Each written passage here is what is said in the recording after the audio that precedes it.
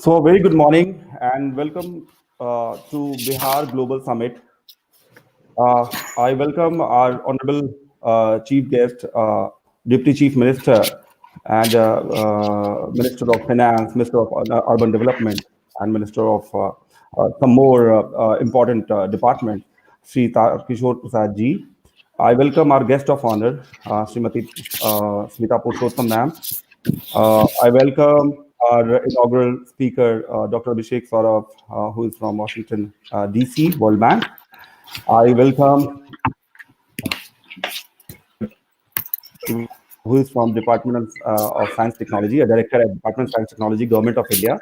I also welcome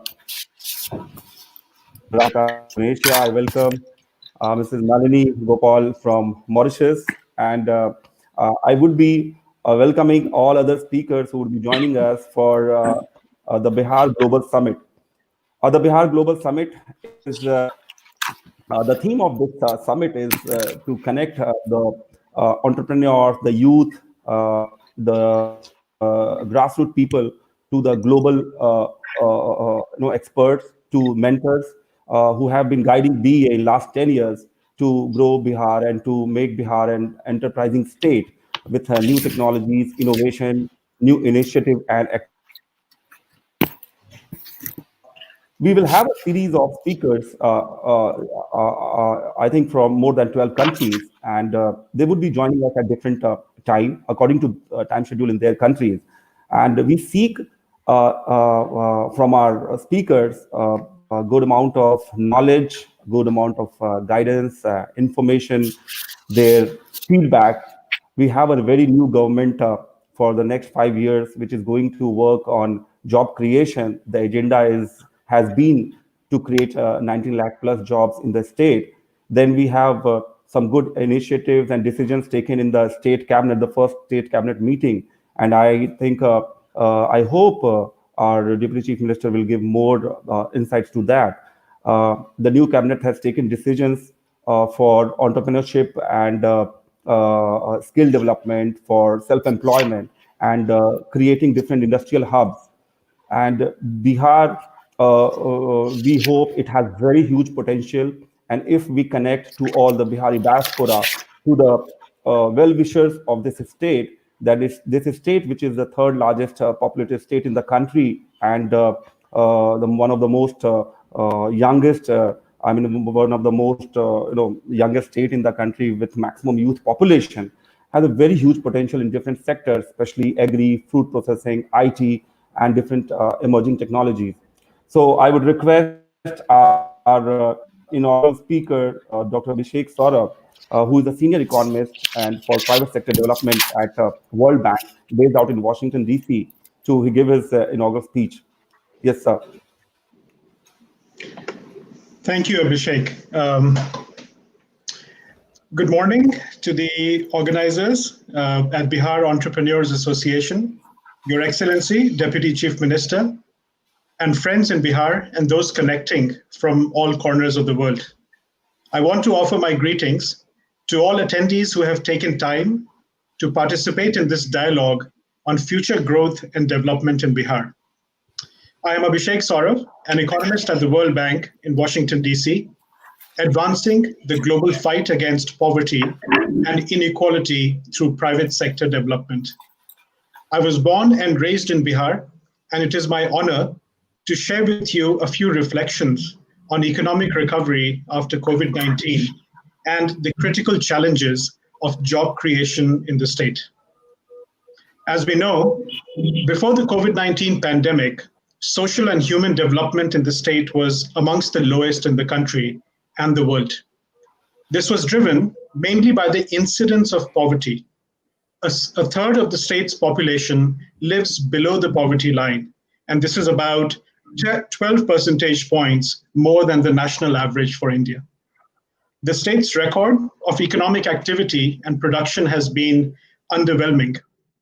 The value of goods and services produced in Bihar per person is one-third of the national average and significantly lower than neighboring states of Uttar Pradesh, West Bengal, and Jharkhand.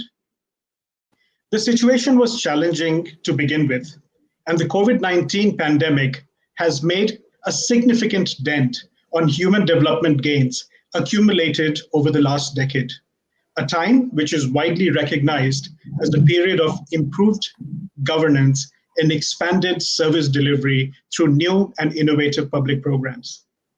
Estimates from the World Bank show that poor household incomes have declined by an average of 60%, which has brought several households to the precipice of poverty and some well below that threshold. Businesses, large factories, and small-scale production units have all been faced with reduced consumer demand, falling liquidity, and most importantly, economic uncertainty on the horizon. The consequence is that the already modest productive capacity of the state is further diminished. Longer-term human capital accumulation, which is a major driver of growth, has also declined due to disruptions in schooling and learning activities. Subsistence and support programs have also played an important role in mitigating some of the damage from the pandemic. But economic recovery is a different challenge altogether. It is clear, and consensus among economists is emerging, that a quick economic recovery from the fallouts of the pandemic is not possible. Economists also now agree that the process of building back is going to be immensely challenging, and given the complexity of the problem, also dependent upon very good policy choices. In the area of policy choices, I will now offer a few pointers. Number one, the need for targeted stimulus programs is critical to ignite growth.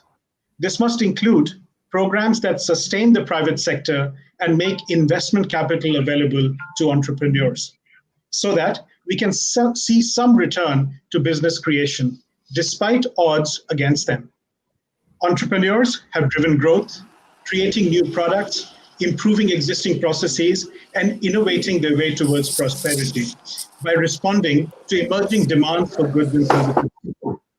According to the recent 2019 Economic Survey of India, entrepreneurial activity in Bihar is amongst the lowest in the country. That is, in the lowest quintile, bottom 20% of all states in India.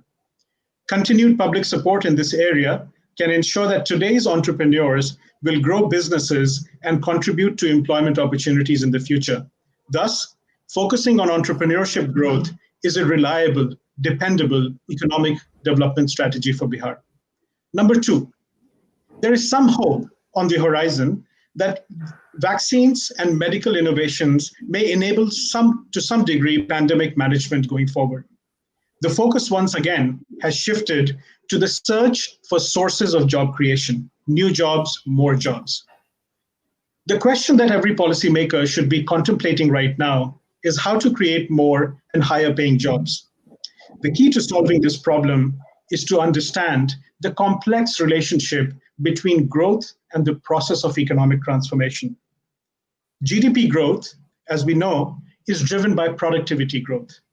But GDP growth alone does not guarantee that the rise in economic activity will be labor intensive. That is, it will generate adequate demand for additional labor, so that more workers experience gains in their productivity by moving on to better jobs. What drives productivity growth then is the process of economic transformation, which is a gradual movement of labor from lower productivity agricultural activities towards higher productivity services and industry, and from less efficient production to more efficient production within the same sector. This process commonly known as structural transformation, is what economic research shows leads to the creation of better paid employment opportunities, thus creating pathways out of poverty and resulting in new opportunities for our state's youth. However, this is also a time for a great shift in the global economy and the landscape. The future and the future of economic activity. As developing countries, such as India, have followed a path of industrialization taken by developed countries, individuals have experienced income gains and reductions in the incidence of poverty on the positive side. But there is mounting evidence that this development approach is setting the world to exceed the ecological carrying capacity of the planet. Consistent evidence now points to the very risk to human existence. Private sector activity is at the heart of these negative environmental effects. Industrial practices are leading contributors to soil and water pollution. Fossil fuel use in energy production and transport are the primary sources of global greenhouse gas emissions, as well as air pollutants such as sulfur dioxide. And then agriculture is another leading contributor to environmental degradation. A key challenge that COVID-19 has surfaced is the urgent need to reconcile growth aspirations of developing countries with better environmental management. So a new approach is needed, one that transforms the private sector to mitigate environmental impacts and capitalize on green growth opportunities. This transformation presents massive investment opportunities in more sustainable production and green industries and sectors, estimated by the United Nations at about 0.7 to 1.2 trillion US dollars per year in the near future. The demand for new products and services, for example, in green sectors, more sustainable activities, will drive the next wave of new job creation in developing countries and in India. I'm happy to note that policymakers seldom get such opportunities to identify and become part of major shifts in the global economy at an early stage. Early investments in this shift can deliver more and better jobs for the youth in Bihar.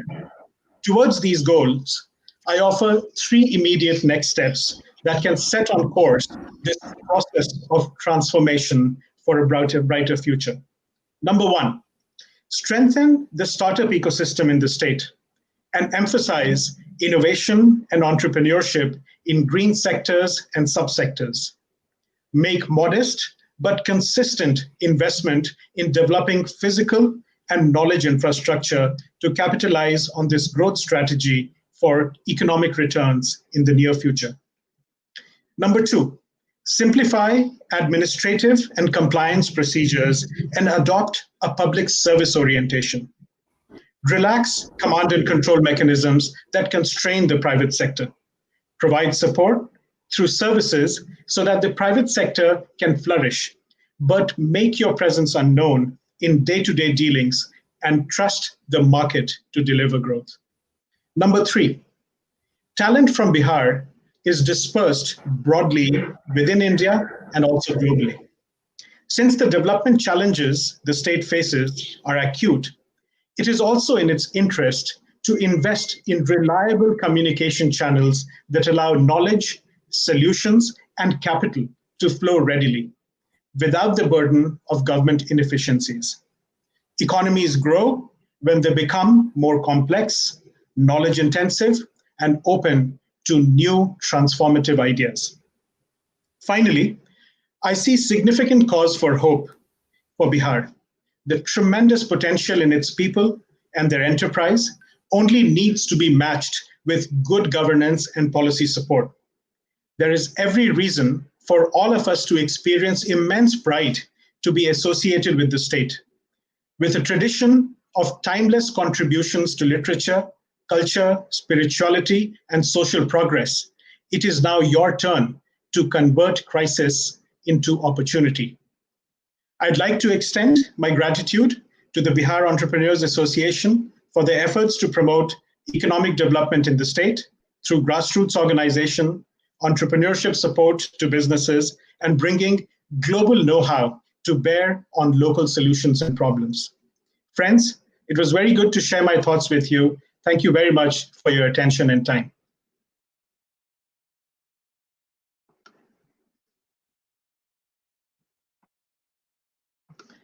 Over to you, Abhishek. Uh, Thank you so much, Dr. Abhishek Saurav, and thank you so much again from all of us for giving your time at a very uncomfortable time, which is there in Washington right now. You talked about the diminishing or the decreased or the very low entrepreneurship activities, and we have a new government, and we have an agenda. First time I have seen in last 10 years in Bihar that the agenda was one of the important creation and giving employment. And I think regular guidance and tips and support. And I hope the deputy has taken note of some important point that you have given. We will make a report of the point that you have given, and most probably it will be taken at a senior level at the new government. Thank you so much. And now I would like to welcome our guest of honor, respected Srimati Smita Purushottam. She is an ex-IFS officer. She has been our mentor, and she is founder of Sitara Group, which is working on emerging technologies, and with some very eminent people in that group. And she has also been ambassador to countries which I know, Switzerland, and she has been a speaker when at Bihar Entrepreneurship Summit when we met her first, and we listened to how India can match with Chinese capabilities, and because she has a very vast experience in the emerging technologies which India needs right now. We welcome you, ma'am, and we are very excited to listen to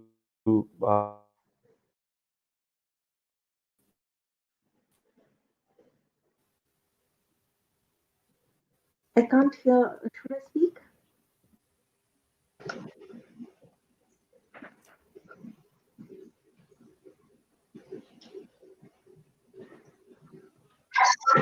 I'm sorry. Can I speak now? I can't hear some parts of your talk.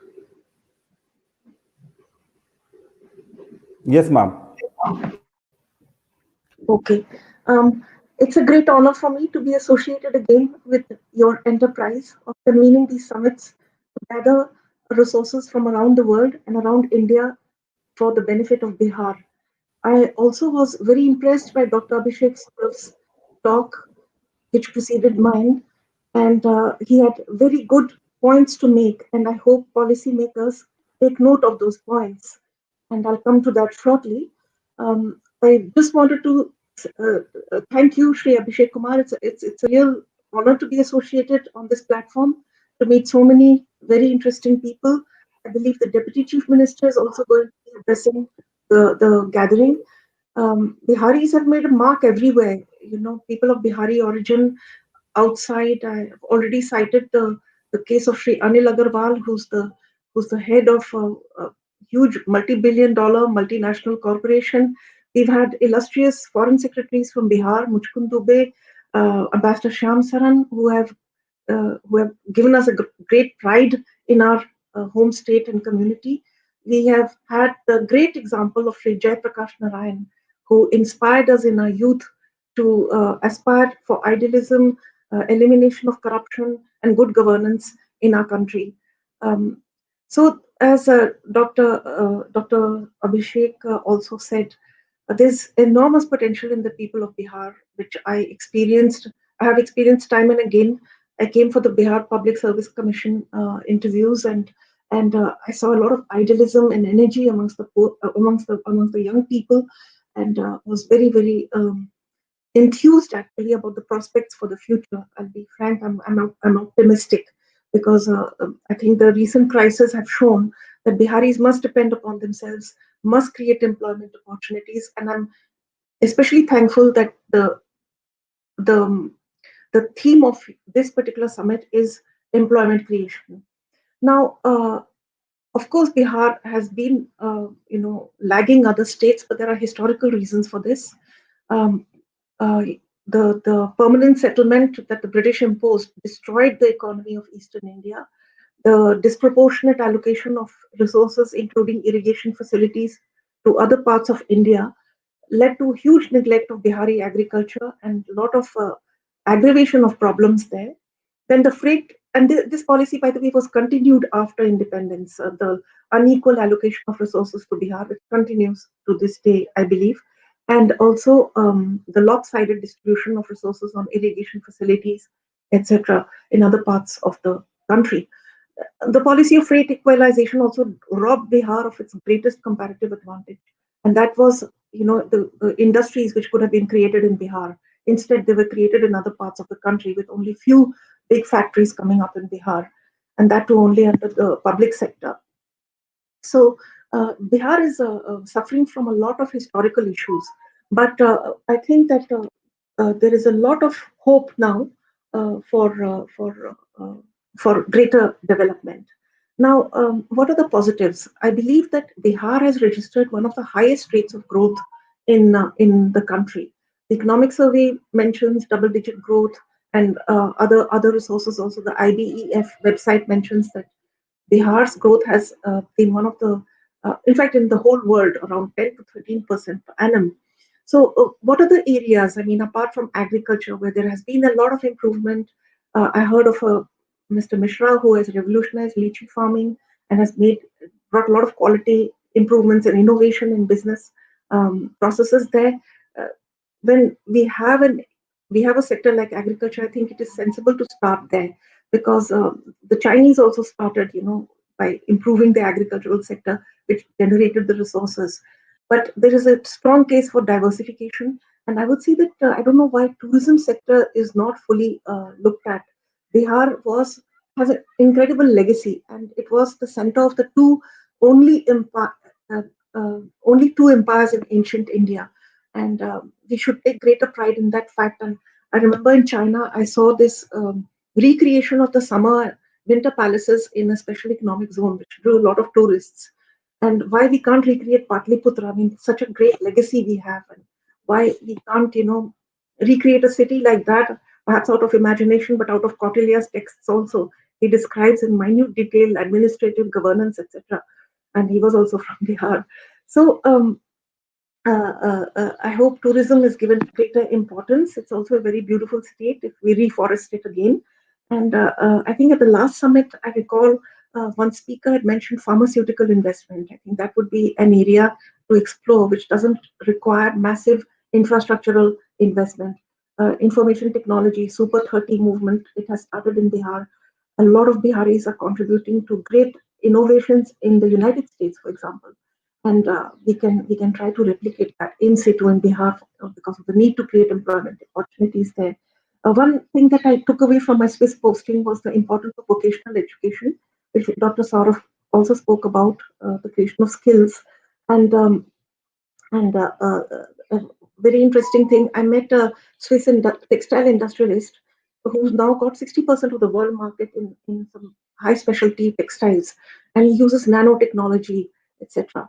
Now we need to build that science and technology base, because that is the only way India and Bihar can go ahead. We have it is clear, I mean, that Bihar is in a very sensitive geopolitical location close to Nepal, Bangladesh, and China, and we have to be especially vigilant on the latter account. But we can learn a bit also from China. I mean, my mother is always fond of saying that even Ram told Lakshman to go and learn from Ravan on his in his death throes. You can learn from your enemy also.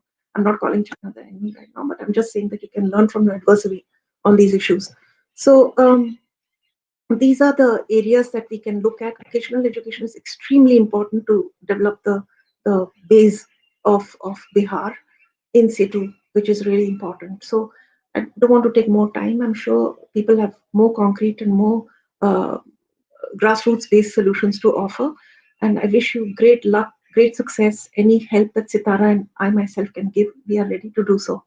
And hope this summit yields some good ideas and initiatives going forward. Thank you very much.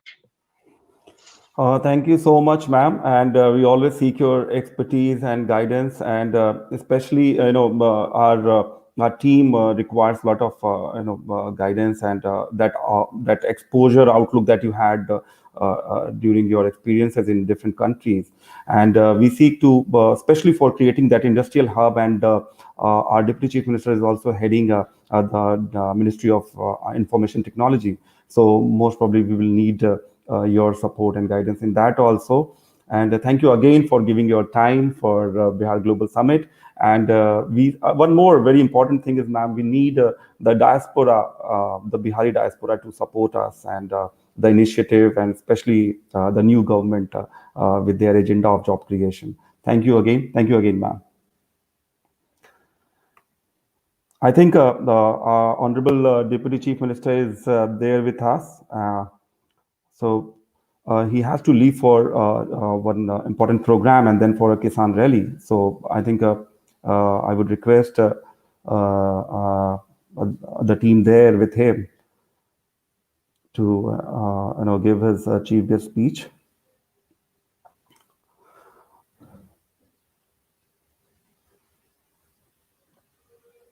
अब देखें एक आदमी आया वो number भी हम ही से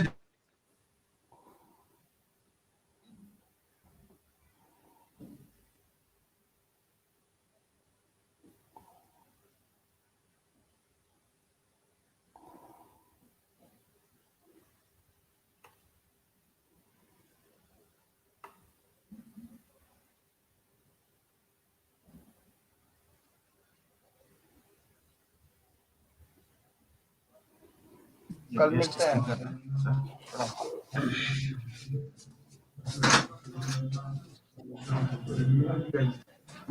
हम किस पे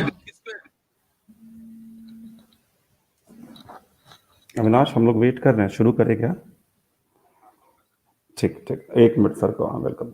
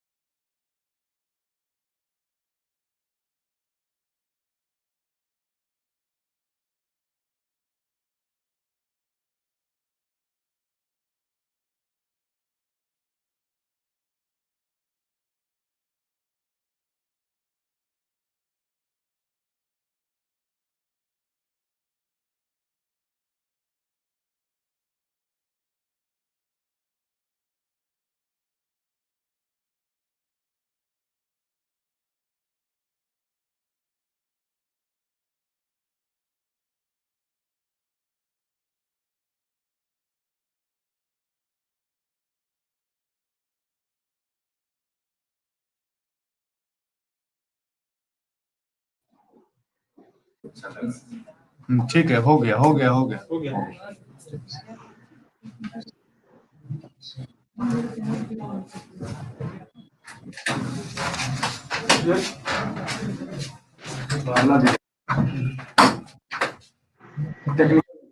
बुला दे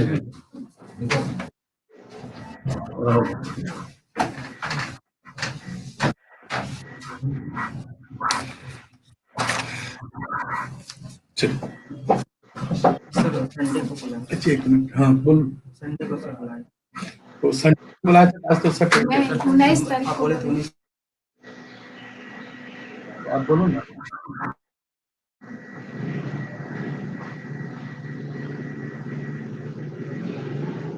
कैसा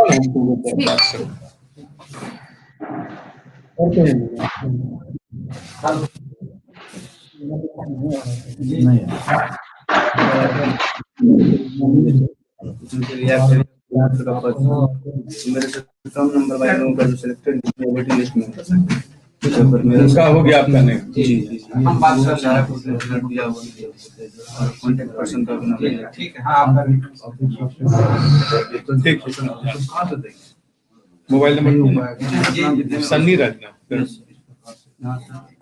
अच्छा आपको आपको किसका यार नंबर तुमको देना जिनका सब नंबर हमारे पास। जी नहीं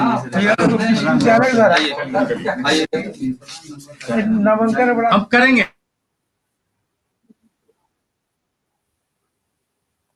I think the deputy chief minister is in his own area because of the weekend today. He's not in his office in Patna, so he's having a lot of documentation and issues from his own student दिया assembly area. विश्वविद्यालय को ही student को आवंटित करना, वो दे नहीं रहा है। जो एक नंबर 2, ऐसे ऐसे विषय में हमको 16 सीट 20 सीट 28 सीट दिया है, इसमें स्टूडेंट एडमिशन नहीं कराता। हम तो सफर कर जाएंगे, आंतरिक सोर्स से वेतन हम कहाँ से देंगे जब मेरे पास स्टूडेंट ही नहीं रहेगा। तो ये तो भेदभावपूर्ण है। अब 30% मेरा जो है पैसा विश्वविद्यालय कभी पिछले वर्ष का 19-20 का दे दिए। जी सर।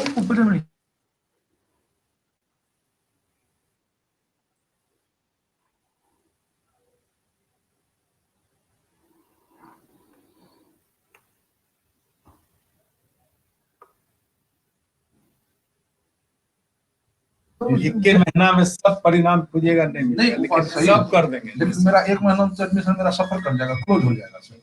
अरे हम उदाहरण दिए था, 1 महीना अपने से कहे जोड़ दिए। हम कह रहे हैं कि सीटी वाला ओथ लिए 15 तारीख को 19 है कि 1 महीना में कितना क्या करेंगे बजट से लेके सब, लेकिन इसको करेंगे। हमको एक चीज ध्यान रखें मिठाई जीवी का है जीवी के लिए जन प्रतिनिधि को देना था। बिंदु साहब बोले कि आपके बारे में एगो नाम कुछ दे थे। दिक्कत है ना, आप लोग हैं हड़बड़ी में, जनवरी में नहीं हड़बड़ी में है। नहीं है तो बैठिए ना आराम से।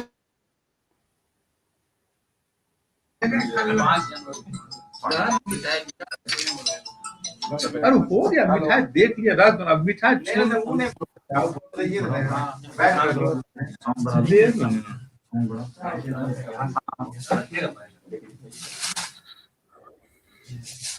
उप मुख्यमंत्री बिहार हम नहीं बोल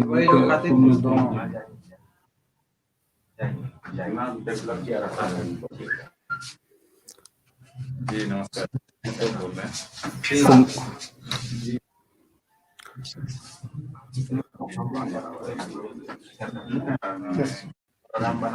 हमारे बीच हैं माननीय उप मुख्यमंत्री Bihar Shri Tarkishore Prasad ji. We welcome honourable deputy chief minister at Bihar global summit. Sir, आपका बिहार ग्लोबल समिट में, वर्चुअल बिहार ग्लोबल समिट में स्वागत है।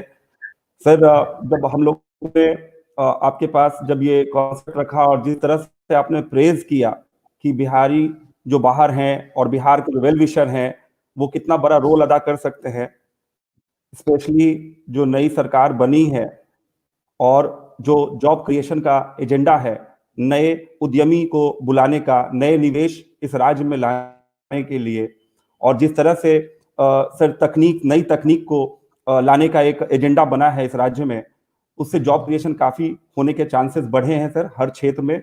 और आपने सर बहुत पॉजिटिवली उस दिन हम लोगों को मोटिवेट किया कि ये समिट, इस टाइप के समिट्स बहुत जरूरी हैं, जो कि बाहर अलग अलग देशों के एक्सपर्ट्स, वहाँ के चाहे वो बिहारी हो, चाहे वो बिहार के लिए बहुत बड़े वेल विशर हो, और वो लोग हम लोग से जुड़े और इस समिट के लिए। सर, हमारे साथ मैं बताना चाहूंगा कि वर्ल्ड बैंक के सीनियर इकोनॉमिस्ट डॉक्टर अभिषेक, एम्बेसडर स्विट्जरलैंड और भी काफी कंट्रीज के रह चुकी हैं और डिफेंस टेक्नोलॉजी एक्सपर्ट्स हैं, और वो भी बिहार से हैं। हमारे साथ डॉक्टर राकेश रंजन है सर, वो IBM के डायरेक्टर हैं, जो आर्टिफिशियल इंटेलिजेंस मशीन लर्निंग के कैलिफोर्निया से।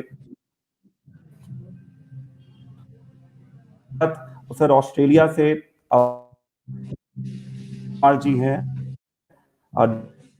जकार्ता इंडोनेशिया से राहुल सिन्हा हैं, हमारे साथ नलिनी गोपाल जी हैं। जी जी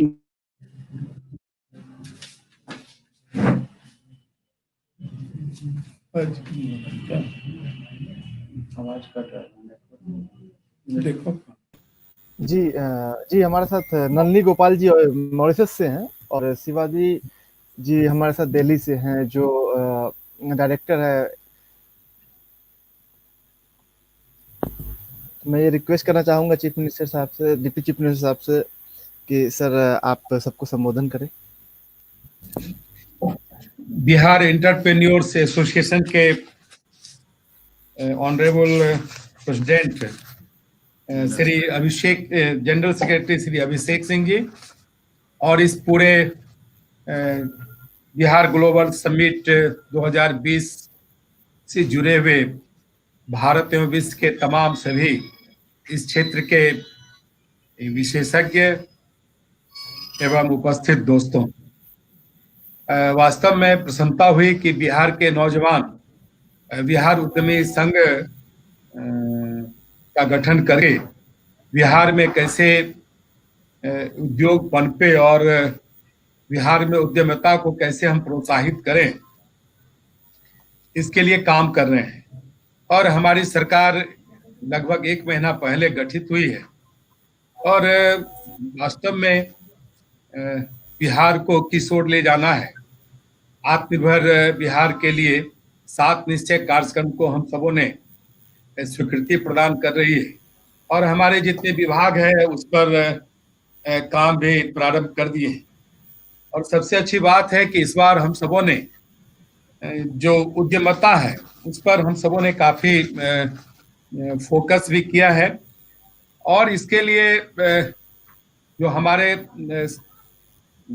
जो युवा शक्ति है, और वास्तव में बिहार में जो मानव बल है, जो मानव ताकत है, वो एक बड़ी ताकत है। ह्यूमन रिसोर्स का बेहतर इस्तेमाल राज्य के विकास के लिए, देश के विकास के लिए, एवं हमारे बिहार के जो युवा हैं जो कहीं न कहीं इस सरकार को एक अपेक्षा भरी निगाह से देख रहे हैं, उसके लिए कई कार्यक्रमों को हम सबों ने स्वीकृति प्रदान की है। और जब हम चुनाव में गए थे तो हम सबों ने वादा भी किया था कि 19 लाख लोगों को रोजगार देंगे, और हम सबों ने अपने कार्यक्रम में 20 लाख लोगों को रोजगार देने के कार्यक्रम भी बनाए हैं, और इस दिशा में हमारी सरकार काम करना भी प्रारंभ कर दी है। क्योंकि हम जानते हैं कि बिहार की प्रगति तभी हो सकती है जब बिहार के युवा आगे आएंगे, वो जुड़ेंगे, और इसके लिए हम सब कौशल विकास एवं उद्यमिता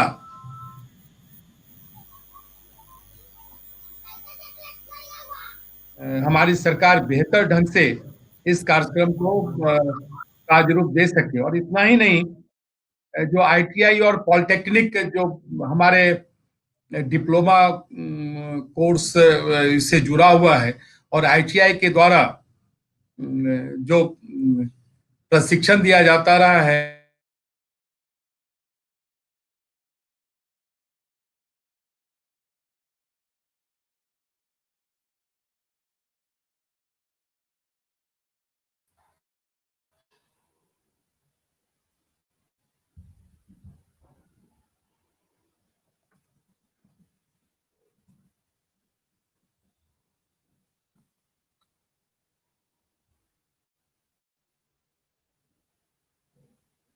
डिवीजन है, उसमें एक टूल्स रूम भी हम बना रहे हैं कि जब हमारे नौजवान इन कोर्सों को पूरा करके जब बाहर आएंगे, उन्हें जो अपडेट टूल्स हैं वो टूल्स उनको बेहतर ढंग से उस पर वो ट्रेनिंग ले सकें, जो अपडेट टेक्नोलॉजी है उसका बेहतर इस्तेमाल कर सकें, और जिससे कि वो रोजगार के क्षेत्र में उन्हें जाने में सुविधा हो। और हम सब ने तय भी किया है कि जो हमारा अभी नया विभाग का गठन होने वाला है, उसके द्वारा जो हमारे नौजवान हैं उसको कैसे हम स्किल्ड कर सके, और उसकी भी तैयारी हमारी सरकार कर रही है। और इतना ही नहीं कि उद्यमिता के विकास के लिए हमारी सरकार पूर्व से भी महिलाओं को 5 लाख रुपया अनुदान और 5 लाख रुपया बिना सूद का ऋण दे रही है, लेकिन इस बार उसको हमने व्यापकता दी है। और जो अपने जो नौजवान हैं, जो सामान्य वर्ग से आते हैं, उनको 5 लाख रुपए का अनुदान भी मिलेगा और 5 लाख रुपए सिर्फ मात्र 1% के सूद पर, इंटरेस्ट पर उन्हें दिया जाएगा, जिससे कि वो अपने स्वरोजगार, अपने पैरों पर खड़ा हो सके, स्वरोजगार पैदा कर सकें और अपने परिवार का भरण पोषण करके बिहार के विकास में उनकी एक बड़ी भूमिका बन सके।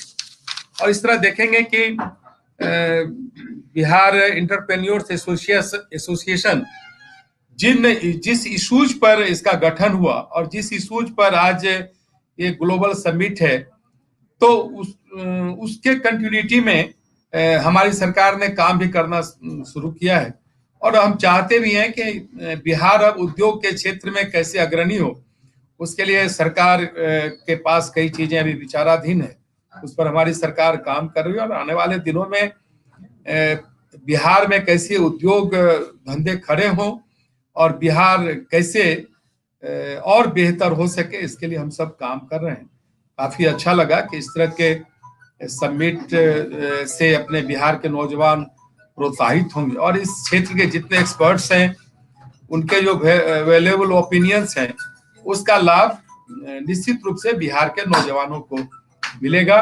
हमारी शुभकामना है कि यह समिट में जो अच्छे सुझाव आएंगे वो सरकार भी उसको गंभीरता से लेगी।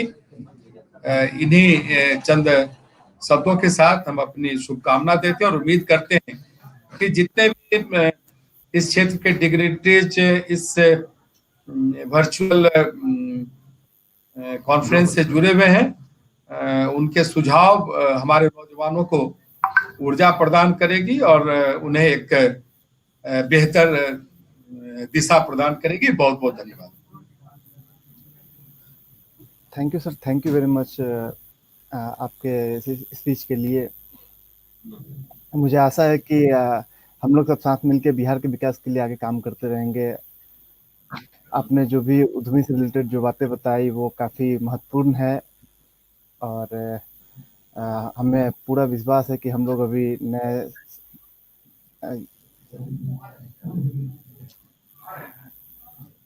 ठीक है, हो गया। मैं अगला श्री राकेश रंजन जी जो यूएसए से हैं उनको आमंत्रण करना चाहूँगा। I would like to welcome Mr. Rakesh Ranjan from USA. He is executive director from IBM. So I would like to invite him. जी, वो IBM के हैं, USA के president। Good morning, everyone. Hope you can hear me. Yes, sir.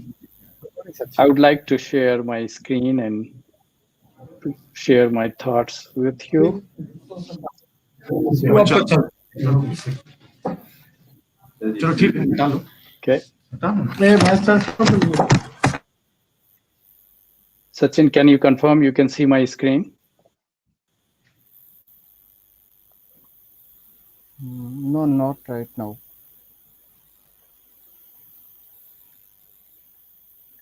No? Okay, let me try.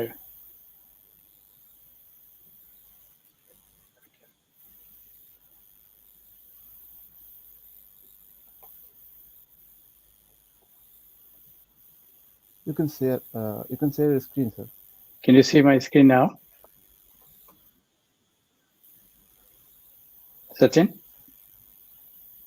Yes. Yeah. I think there are two different modes. Okay. What do you see on the screen? Yes. Now I can see your screen. You can see my PDF screen, right? Yes. Okay. Thank you, everyone. Happy Saturday. Good morning. My name is Rakesh Ranjan. I'm a director of innovation at IBM in San Jose, California. I was very fortunate to be face to face in 2019 Global Bihar Summit in Patna last year, and even after all what's happening in the world, I really congratulate Abhishek on and his team on making this happen globally and virtually. The idea I have, I want to share my thoughts with you, and I want to connect with you as we did last year in Patna. And we achieved, after this global summit in Patna, we established an AI Center of Excellence at BEA Patna. And in my opinion, it was a huge success. We conducted a couple of workshops and ongoing classroom trainings and workshop on cybersecurity and AI and application of AI into entrepreneurship and innovations. So I thought I'll take this mission forward, and I'll connect with all of you and take this journey forward with you. And the theme is to generate the employment, and the innovation and entrepreneurship is the heart of this, and technology, as we know, will enable us and will connect us all together. So I thought I'll just share my thoughts on innovation and entrepreneurship, and then together we'll use the technology to enable all of us. And I was really impressed by Dr. Saurabh's remarks in the beginning on the importance of connecting and fostering the innovation and entrepreneurship at grassroots level.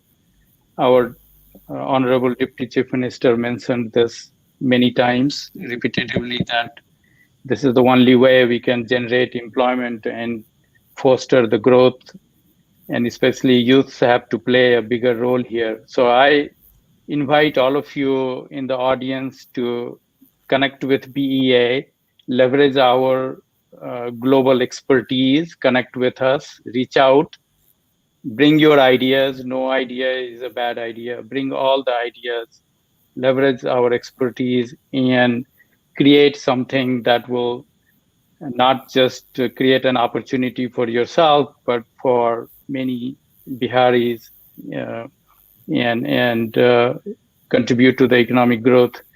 Who would have imagined that a simple innovation like emojis will change the way we share our frustrations, emotions, and interactions that we did or we do on every day using social media? Think about it. It sounds like a very trivial innovation, but it has changed the world. Millions of people use these emojis to interact, to express themselves. And taking this to the forward, it's very important to understand that innovations are new ways to achieve tasks. So it has, you have examples all over the places that scarcity of water, scarce water resources forced us to think about better use of water, irrigation. Sprinklers were born, and there were multiple different types of innovations emerged from that. The growing carbon emissions and growing global warming forced us to think about and innovate, and brought the electric cars that you see that is taking over now the gasoline cars all over the world, especially in America, the growth of Tesla and other electric car companies. So innovations are inspired by reality, and also it is a response to the local need and economic conditions and environment. And I'm throwing you a couple of examples here. The startups in India, Shuttle is a transportation startup. 1mg is a pharmaceutical startup, which is disrupting the existing industry. But if you look closely, these are born out of the local need and the economic conditions of the an environment locally. So innovations needs to be thought of born out of need. And my call to all you entrepreneurs, that you look yourself and see what makes you an entrepreneur. And it's very important to understand the difference between entrepreneurs and business owners, small business owners specifically. Entrepreneurs always look for opportunity and pursue them. They contribute to the economic development through product and process innovations, and they create jobs.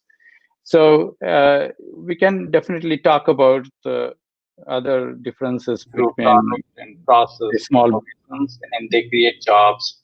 So we can definitely talk about the other differences between product and process, small business, and they create jobs. I'm sorry, I started hearing my own echo. So entrepreneurs make things happen, and that's the bottom line. So you have the GL to make things happen, set the goal, practical and pragmatic goal, and make things happen.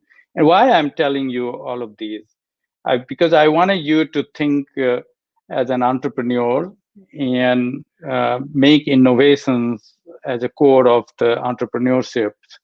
And again, entrepreneurs are highly motivated and energetic, abundantly self-confident, persistent problem solvers, and able to set goals and deliver. Don't have to be high risk taker all the time, but willing to take risks. And all of you who lives and breathe this entrepreneurship, you know that you're not going to be able to be successful without taking moderate risks. So we are here to help you, and it's a network of people which will don't think of technology in the beginning. Technology is the enabler, and this COVID-19 vaccine is a great example that all of you know that this is a message, synthetic message RNA-based vaccines that coming from Pfizer and Moderna right now, the two vaccines approved in some of the countries. And they are based on mRNA technology, which is 30 years old. So technology is a process that will enable the innovation, but it's the out of the need, global need that we had, and unprecedented need and situations, problems that was created by this pandemic. Technology, which was developed 30 years ago, enabled the scientists and professionals to deliver these vaccines in record time, less than 8 months time. So think of this as a technology should not drive your entrepreneurship, but technology is the enabler for entrepreneurship and innovations. And this is one area that we started this AI Center of Excellence in BEA Patna to enable you with technology. So what the 5 essential characteristics entrepreneurs need to have? You need a mentor and a network of strong peer support. And this is where we're going to help. Global expertise and experts that you see in BEA's Global Summit today. It's a amazing set of people that you can reach out to and get the support. You need a product that people want. We call it unmet need in the marketplace. A right location, a brand presence, and a plan for profitability. So I want to share you a very interesting idea today. This what you see is the Google top 20 search trends that they published a couple of days ago on December 14th. And notice, I'm not sure you are able to see this chart very clearly on this this broadcast, but this chart will be available to you. But look at the second from the bottom. Bihar election results showed up as a Google top 20 trends in 2020. And think of this for a second, that the power of all of us Biharis, we have Our Deputy Chief Minister talked about the human capital in Bihar, and the power of human capital. We definitely, this shows that we Biharis uh, are interested and invested in the democratic process of our elections and democratic process in our state. But this is one example that prompted me to share my thoughts with you, that what Biharis can do if we collectively use our intelligence and our collective knowledge and skills to help each other and create this take this to the next level in creating job opportunity and promote entrepreneurship and innovations. So I just wanted to share this with you. Time is now. I was researching things that in 2021 budget, and by the way, some of these data are from PRS government website or a public policy institute website. In 2021, there are many green budget proposals that have been proposed with think of 3,000 crores will be spent on rejuvenation of water bodies, rainwater harvesting, solar energy, drip irrigation, and tree plantations. 21,000 acres of land will be certified for organic farming. As you know, that organic produce is the top trends right now worldwide. Everybody who can afford to buy organic, they should buy organic. They have to depend on organic living and organic food. So this is again going to be a huge opportunity for entrepreneurs in our state, which is dependent on farming. Krishi Yantra Bank, 12 districts hospitals will be upgraded as model hospitals. These will create ample amount of opportunities for investors and entrepreneurs in healthcare areas. 145 crore will be spent on modernization of police. And this one is one area that our government is spending on 8%, I think 6% more money on modernization of police system. And this caught my attention that entrepreneurs and innovators in Bihar should look at how they can help government and private public partnership to participate in this police modernization effort that our government has. Again, taking the big theme of Atmanirbhar Bharat, self-reliant India, there are many things caught my attention, like collateral free loans for businesses, 10,000 crore equity fund for medium-sized and other enterprises, 10,000 rupees working capital for street vendors. Can our entrepreneurs promote these street vendors, micro entrepreneurship in our state? This is an amazing opportunity. I have some ideas. If you guys want to reach out to me and discuss with me, I'll be happy to brainstorm with you. Disallowing global trade tenders for up to 200 crores, which means there will be much more self-reliant and our internal, not dependent on foreign global tenders, especially from China. Reduction in TDS rates and all. So what does this mean? Well, this means we need to connect, we need to share our expertise, and feel free to reach out to us. I was fortunate to have a support from Abhishek to create the AI Center of Excellence at BEA Patna. We have a group of Biharis in IBM and other companies in Bay Area. We periodically conduct some workshop and classes at BEA Patna on AI and other skills. We conduct classes on cybersecurity and other types of provides business consulting.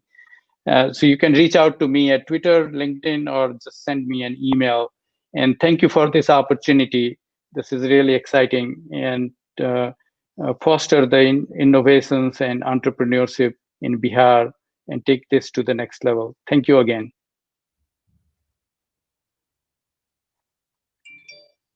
Back to you, Abhishek ji. Yeah, thank you so much. And what we feel that for the new government and for the time post COVID-19 situation, I mean in the new year, and then after, we will need your regular support, especially in terms of emerging technologies. I mean, I would just like to update you. By the government of India, there were a direction last week for all the district head, that is the district magistrate of different districts of India. And I attended that meeting with the Patna district magistrate, and it was that what are the potential export product and services that can be done from that particular district. So I was attending the Patna district meeting. So one was that of IT services and our IT products, and we potentially shared our ideas there. So I think IT services and maybe IT products from Patna or from Bihar has a huge potential, and it needs your regular guidance. And I thank again to you, especially for always supporting us and guiding us. And thank you so much. Absolutely. Thanks, Abhishek. Thank you.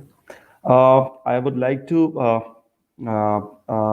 We have another guest of honor in the waiting, because the Deputy CM, the Chief Minister's speech, Chief Guest speech was preponed because of one or two program that he has in his own area, that is Katihar district. So we are waiting for our another guest of honor.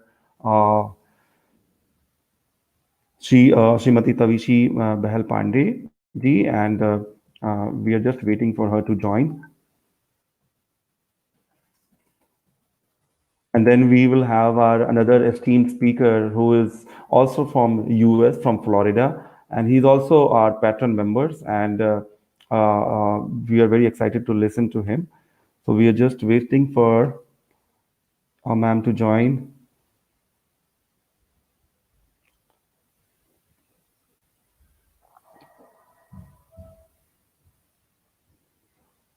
Or shall we continue with Sachin? Shall we continue with Vinay sir from Florida?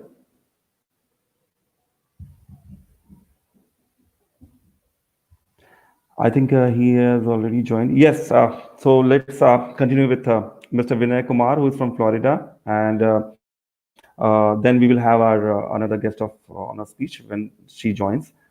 Yes, sir. Welcome to Bihar Global Summit. Up to you now. Hi, Abhishek. Thank you so much for giving me this opportunity, second time. I'm very excited and very honored. I feel very happy to speak with team of Bihar Entrepreneur Association. Unfortunately, our honorable Deputy CM Shri Tarkishore Prasad is not with us, but I believe you guys will share my idea to him. It will be great. This time I like to speak in English, because last time I speak in English. This time I like to speak in Hindi, which I feel I'm very well connected, and it's make communication go to very grassroots level. Okay. Abhishek, can I share my screen?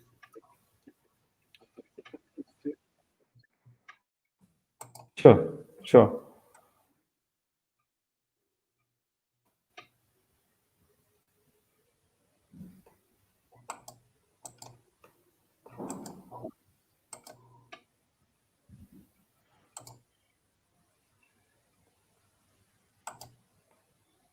Are you able to see my screen?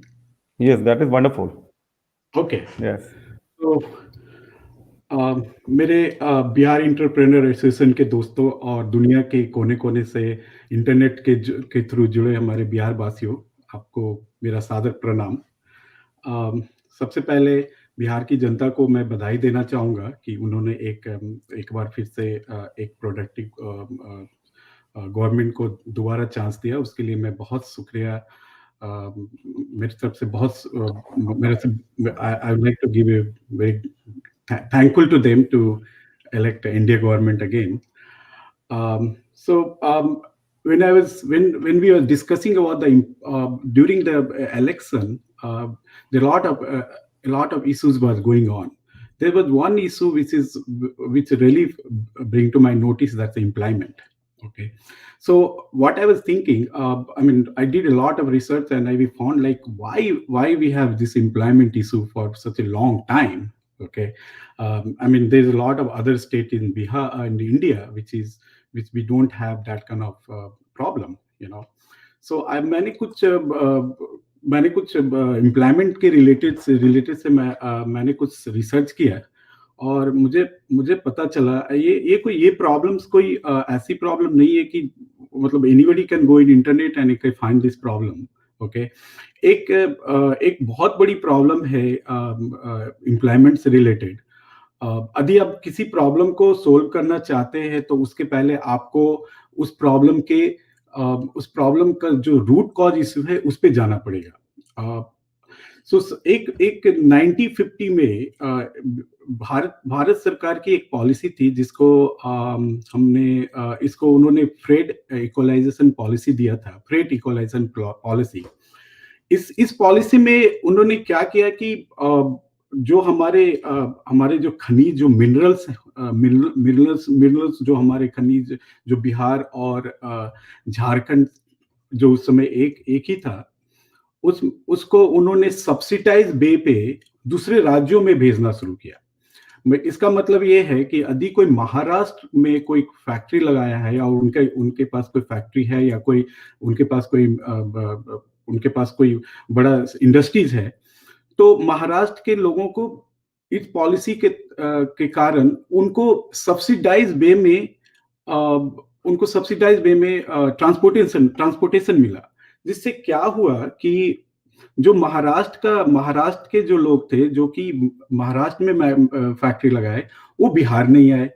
होना तो ये चाहिए था कि government को subsidy इस बात की देनी चाहिए थी कि आप बिहार में आओ, आप झारखंड में आओ और आपको यहाँ पे सब्सिडी मिलेगी. इससे एक बड़ा प्रॉब्लम ये हो गया कि हमारे यहाँ एम्प्लॉयमेंट जनरेट हुआ नहीं, हमारे यहाँ कॉर्पोरेट कल्चर नहीं हुआ और हमारे एक मिनरल स्टेज कॉम्पिटिटिव एडवांटेज था, जो एडवांटेज हमसे चला गया, जिसके कारण हमारे यहाँ लैक ऑफ मेजर हमारे पास ब्लू चिप्स कंपनियों की लैक हो गई. हमारे पास बहुत कम कंपनियां हैं जो कि हमारे बिहार स्टेट में हैं, जिसको हम ब्लू चिप्स कंपनी बोल सकते हैं, जो कि ज्यादा से ज्यादा जॉब जनरेट करती है. हमारे पास सिर्फ हिंदुस्तान लीवर के अलावा कोई भी कंपनी आने के लिए तैयार नहीं है. उसके कारण नाले पे डाला ये हो गया कि झारखंड भी हमसे अलग हो गया, तो हमारा बोकारो स्टील सिटी हमसे अलग हो गया, टाटा स्टील सिटी हमसे अलग हो गया, धनबाद का कोल माइंस हमसे अलग हो गया. तो एक बिहार पे एक और बड़ा प्रॉब्लम आ गया. उसके बाद एक इससे क्या हुई, दूसरे स्टेट में जब ट्रेड डिफिसिट, दूसरे स्टेट में जब बड़े बड़े इंडस्ट्रीज लगी तो एक ट्रेड डिफिसिट आ गया. ट्रेड डिफिसिट का मतलब है कि महाराष्ट्र से, गुजरात से, यूपी से और बंगाल से भर के तो ट्रक आ रही है हमारे पास, लेकिन वो ट्रक हमसे कुछ लेके नहीं जा रही है. तो इससे एक ट्रेड डिफिसिट होने के कारण हमारा जो पॉपुलेशन 12 करोड़ का जो पॉपुलेशन है बिहार में, उनको एक जो बड़ा बाजार है, उस बाजार को दूसरे स्टेट के लोग यूज कर रहे हैं. यदि हम उनसे कुछ ले रहे हैं तो उनसे भी हमें कुछ लेना चाहिए, जो कि एक ट्रेड डिफिसिट हो गया. ये सारे तो प्रॉब्लम है एम्प्लॉयमेंट को लेके बिहार में. अब तो हम पीछे जाके तो इसको फिक्स नहीं कर सकते हैं. अब हमें आगे सोचना है कि हम आगे क्या करें. इसके लिए कुछ चीजें हैं जो कि मैं आप लोग के सामने लाना चाहूंगा आप लोग के नोटिस में. अभी अमेरिका में और दुनिया के बहुत बड़ी कंट्री में एक गिग इकॉनमी आ रही है.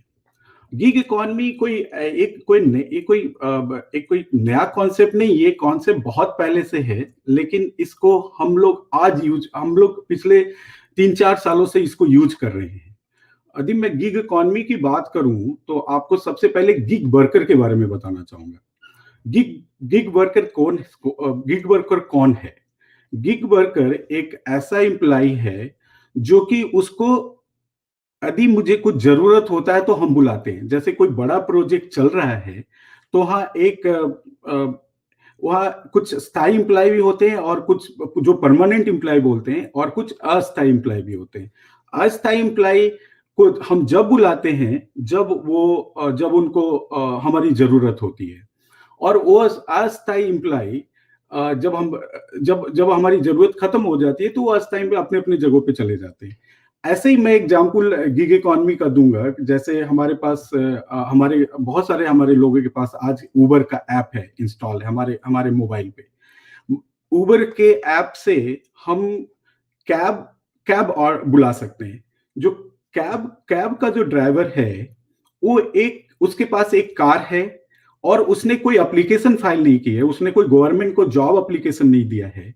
उसके पास एक कार है और उसको एक स्किल है, कार चलाने की स्किल है उसको, और वो इस इकोनॉमी से, इस गिग इकोनॉमी से वो कनेक्ट हो गया। उसी तरह हम ओला, जोमेटो, स्विगी, ये सारे एप्स जो आज हमारे सारे बहुत बहुत पॉपुलर ऐप है जो कि हम डे टू डे यूज करते हैं। इसमें इस तरह के ऐप बनाने से हम बहुत सारे जो स्किल्ड लेबर हैं, जो हमारे मुख्यमंत्री, हमारे डिप्टी सीएम जी अभी जो बता रहे थे कि वो उन्होंने आईटीआई और पॉलिटेक्निक के डिप्लोमा के लोगों को प्रमोट कर रहे हैं, उनको नए नए स्किल सिखा रहे हैं। तो जैसे हमारे पास एक बहुत बड़ा लेबर है बिहार में, वो एक स्किल लेबर है। वो डॉक्टर नहीं है, वो इंजीनियर नहीं है, वो मेडिकल का वो मैनेजमेंट का स्टूडेंट नहीं है। वो एक स्किल लेबर है। वो एक अच्छा कारपेंटर का काम जानता है, वो एक अच्छा हेयर ड्रेसर है, और या वो एक अच्छा इलेक्ट्रीशियन है। ये एक बड़ा पॉपुलेशन है हमारे बिहार में जो ऐसे चीजों में उनकी स्किल्स है। यदि हम इस तरह की इकोनॉमी हम लाते हैं बिहार में जो कि इंटरनेट के थ्रू या टेक्नोलॉजी के थ्रू हम ला सकते हैं, इससे हम उन लोगों को जॉब दे सकते हैं, इंस्टेंट जॉब दे सकते हैं। गवर्नमेंट की तो अपनी स्कीम है, वो सारी स्कीम उनकी लॉन्ग टर्म में, वो 5 साल में या 2 साल में वो स्कीम्स आएंगी और एम्प्लॉयमेंट जनरेट होगा। जैसे कोई नया वैकेंसी आता है बिहार में, तो मुझे बहुत बार सुनने को मिलता है कि कोर्ट का ऑर्डर आ गया, वो वैकेंसी रुक गई। तो उससे क्या हुआ कि वो एम्प्लॉयमेंट जनरेट, गवर्नमेंट के पास बजट भी है, उनको एम्प्लॉयमेंट देना भी है, मगर प्रॉब्लम क्या हो गया कि कोर्ट का प्रॉब्लम या बहुत ऐसे प्रॉब्लम जिसके कारण ये स्लो हो गया। इस गिग इकोनॉमी में हम सिर्फ एक टेक्नोलॉजी के थ्रू हम ऐप बनाएंगे, और उसके थ्रू जितने भी जो स्किल वर्कर हैं, जो डिप्लोमा और आईटी में, जो कि मेडिकल में नहीं है, वो डॉक्टर नहीं है और इंजीनियर नहीं है, या फिर वो प्रोफेसर नहीं है, या फिर आईएएस ऑफिसर नहीं है, एक बड़ा तबका को हम कनेक्ट कर सकते हैं।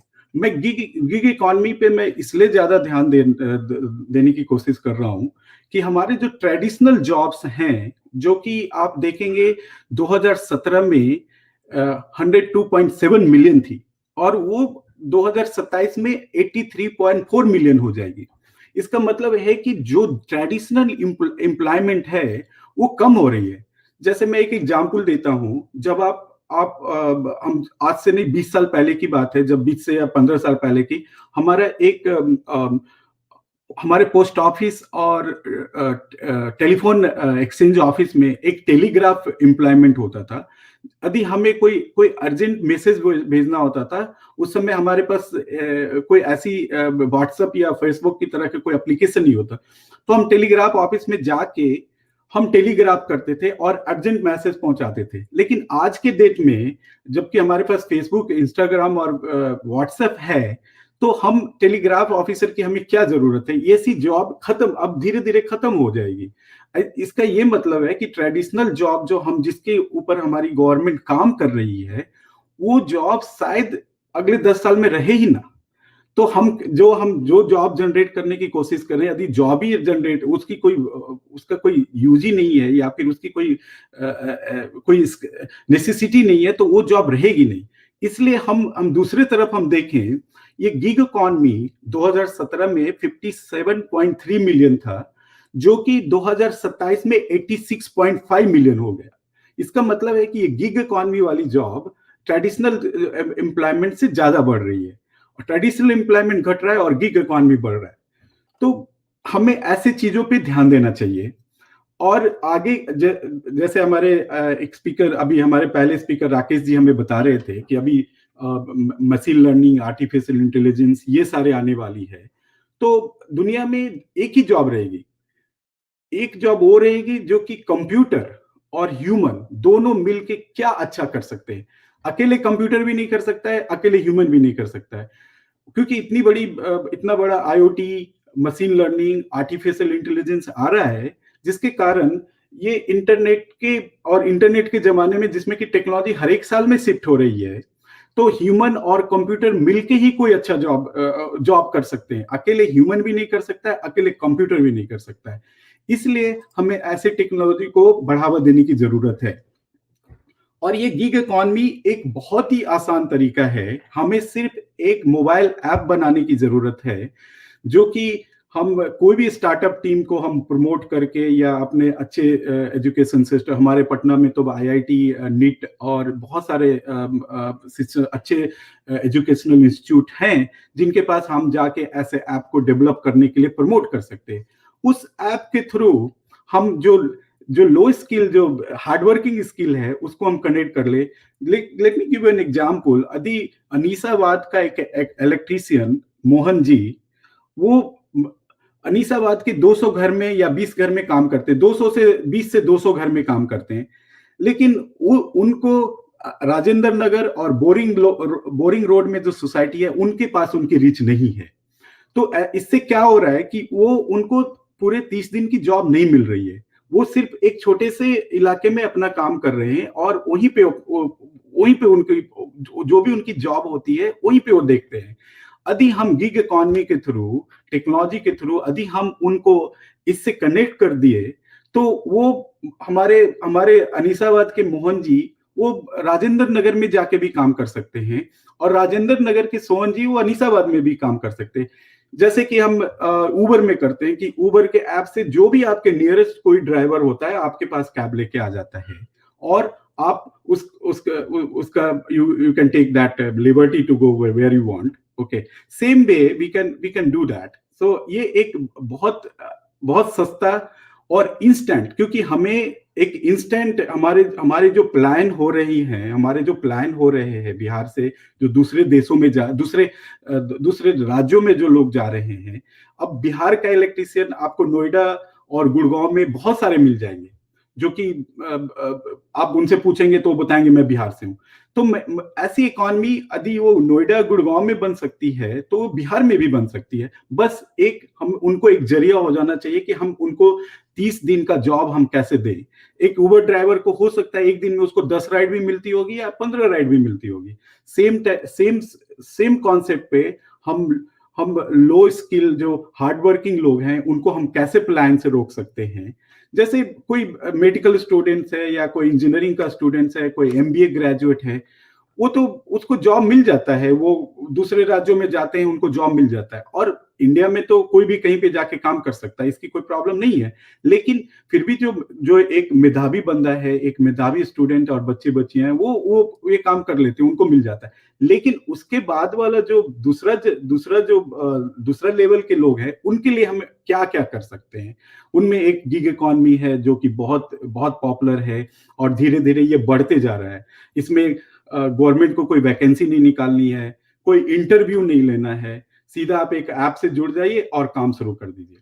इसमें एक और एडवांटेज है, कुछ प्रोफेशनल जो कि कहीं पे काम कर रहे हैं और उनको यदि कुछ और एक्स्ट्रा काम करना है, तो भी इस इकॉनमी से जुड़ सकते हैं, वो भी इस टेक्नोलॉजी से जुड़ सकते हैं। मान लीजिए कि कोई एक साइंस कॉलेज में प्रोफेसर हैं, वो अपने जब उनका क्लास खत्म हो जाता है, तो उनको ऐसा लगता है कि मेरे पास और टाइम है, मैं वीकेंड में कोई ट्यूशन या कोचिंग दे दूं। तो इस इकॉनमी से जुड़ के वो बिहार के नहीं, इंडिया के नहीं, दुनिया के किसी भी स्टूडेंट से जुड़ सकते हैं, और उनको हेल्प कर सकते हैं और अपना इनकम बढ़ा सकते हैं। दूसरा एरिया जो जिसके बारे में डिस्कस करना चाहूंगा, जो जैसे मैंने बताया कि जो बहुत अच्छे स्टूडेंट है वो बाहर चले जाते हैं, उनको जॉब मिल जाती है। कुछ ऐसे स्टूडेंट है जो कि वो भी इंजीनियर हैं, वो भी डॉक्टर हैं, वो भी मैनेजमेंट के स्टूडेंट हैं, मगर just because all the social issues they don't want to go to they don't want to do any work, they don't want to drive Uber, they don't want to drive Ola, they don't want to work with Swiggy. So उनके लिए हम क्या कर सकते हैं? हमारे पास बहुत बड़ा एक सेक्टर है टूरिज्म का।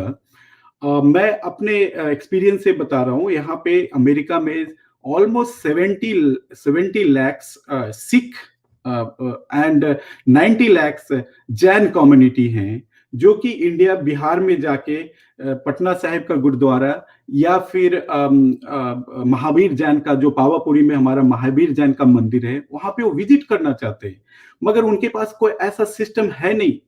वो उनको डर लगता है, उनको ऐसा लगता है कि मैं वहां जाऊंगा तो मुझे, अभी इंडिया में जो है वो लोग, उन लोग के लिए तो बहुत वो कहीं भी कोई भी लोकल टूरिस्ट एजेंट को पकड़ के वो चले जाते हैं, लेकिन जो बाहर के लोग हैं उनके पास कोई ऐसा इंफ्रास्ट्रक्चर नहीं है जिससे कि वो बिहार में आए, 10 दिन रहे, यहाँ के बारे में जाने, यहाँ का खाना खाएं, यहाँ की ब्रांडिंग देखें। वो ऐसा कोई सिस्टम नहीं है। हम क्या कर सकते हैं कि हम एक जो ऐसे जो ऐसा यूथ जो कि गिग इकोनॉमी में नहीं शामिल होना चाहता है, या फिर for any social reason he don't want to go into that route, we can help them to connect through this app. We can ask them to create an app, tourist app, and one-stop shop. Anybody can, for anywhere in the world, they can just click the one click and they can get advantage of all the tourism what we have in Bihar. You know, so these are the good concept. Whether we can create the economy, we can generate the job, and we don't need a lot of support from government, because government has so many things to do. I mean, they have so many other issues to work. But मेरा ऐसा मानना है कि ये जो employment की जो problem है, is not just it's a problem of A government, not only problem Bihar government, it's problem for all the Bihari's. I believe जैसे हमने कोविड में सब लोगों, जब कोविड का जब प्रॉब्लम आया तो हम सारे लोग मिलके, दुनिया के बेस्ट साइंटिस्ट, बेस्ट डॉक्टर, सब लोगों ने मिलके उस पर काम किया, और हम बहुत ही जल्दी, मतलब एक साल से थोड़ा टाइम पे हमने कोविड की एक अच्छी वैक्सीन लेके आए.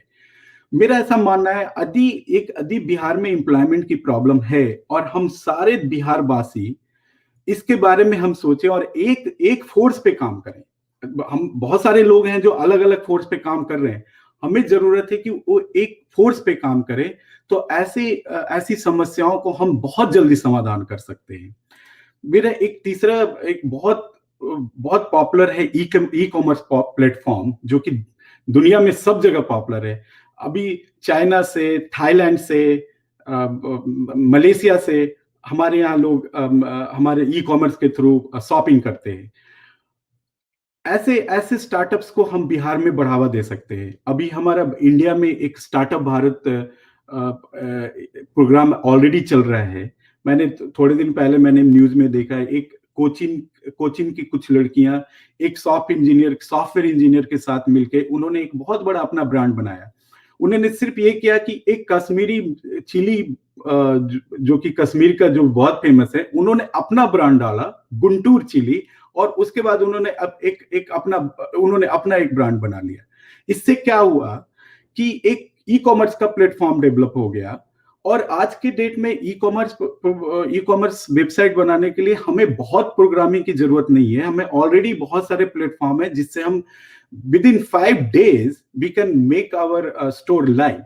हमारे यहाँ बहुत सारी ऐसी हमारे पास जब बिहार में देखते हैं तो हमारे पास इंडस्ट्री नहीं है, हमारे पास बड़े बड़े कंपनियां नहीं है. तो हमारे पास क्या है? हमारे पास है एग्रीकल्चर से हम एक अच्छी फूड प्रोसेसिंग का एक सेटअप लगा सकते हैं. और बिहार का जो भी एक हमारा जो ब्रांड है, जो भी हमारे एसेट्स हैं बिहार के, वो हम दुनिया में हर एक लोगों के पास भेज सकते हैं with help of e commerce. हमारे पास बहुत बड़ा सेटअप है ई कॉमर्स का, जो कि हम जल्द, और हमारे पास बाजार भी है. हम जब दुनिया से ले रहे हैं, हम बाहर के लोगों से जब ले रहे हैं, तो हम उनको देने की भी कोशिश करें, हम उनको क्या दे सकते हैं। ये सारे बहुत इजी टू स्टार्ट है। It's not take a lot of money, it's just a few little investments and it can start, you no.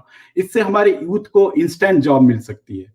एक बहुत बड़ा सेक्टर है स्पोर्ट्स का। जैसे हमारे यहाँ लेट्स से कुछ लोग एमबीए हैं, कुछ लोग डॉक्टर हैं, कुछ लोग मेडिकल, कुछ लोग इंजीनियर हैं, मगर एक बहुत बड़ा स्पेस है जहाँ पे स्पोर्ट्स से रिलेटेड लोग हैं। इसमें जो स्पोर्ट्स से रिलेटेड नॉट ओनली जस्ट, मैं सिर्फ एक स्पोर्ट्स प्लेयर की बात नहीं कर रहा हूँ, बहुत सारे ऐसे स्टार्टअप्स हैं जो कि स्पोर्ट्स में इन्वेस्ट करना चाहते हैं।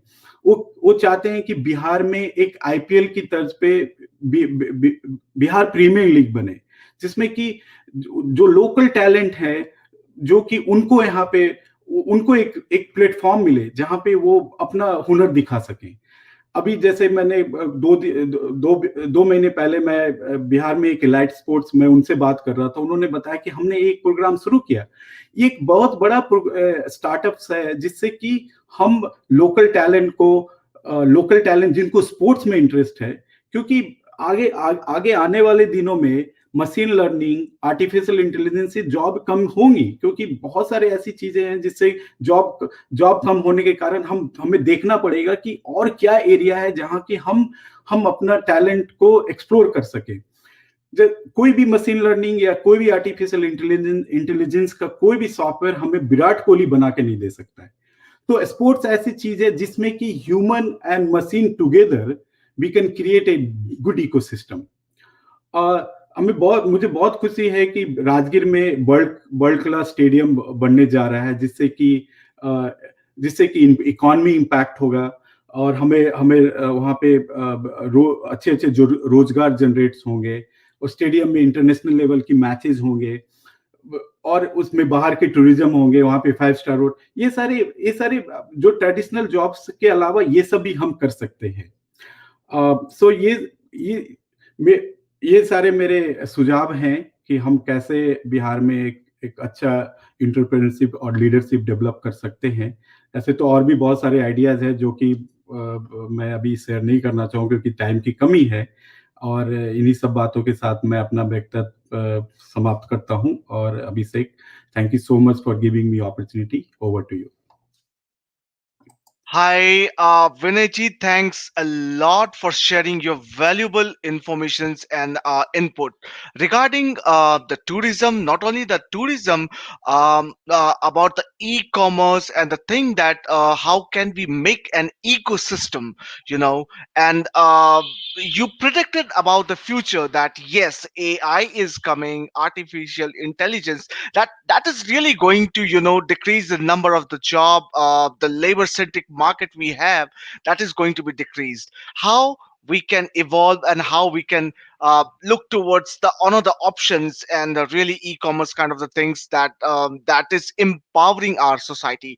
Thanks a lot for your valuable suggestions and important remarks as you have shared. And last time also I interacted with you. You may not be familiar with me, but there are a lot of things that we have to do for our own state. Dear speakers, thanks a lot. Now we'll be moving toward our um, um, guest of honor, and she's Taushi Bahal. And let me speak about her, that she have been working in Bihar and Jharkhand, and she is IFS and the protocol for immigrants. And yes, this is very important portfolio that she is holding, and she's working day and night for welfare of the immigrants. Without taking much time, let me invite her and let us listen and hear us this time what she have something new to share for us. Please welcome, ma'am. Thank you so much. I hope I'm audible.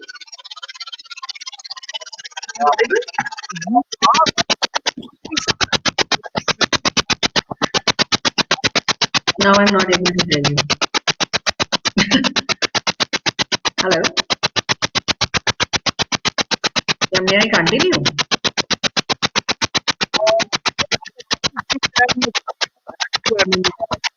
And Sorry, not able to hear you. Just a sec. Just check. I can switch off my mic and audio.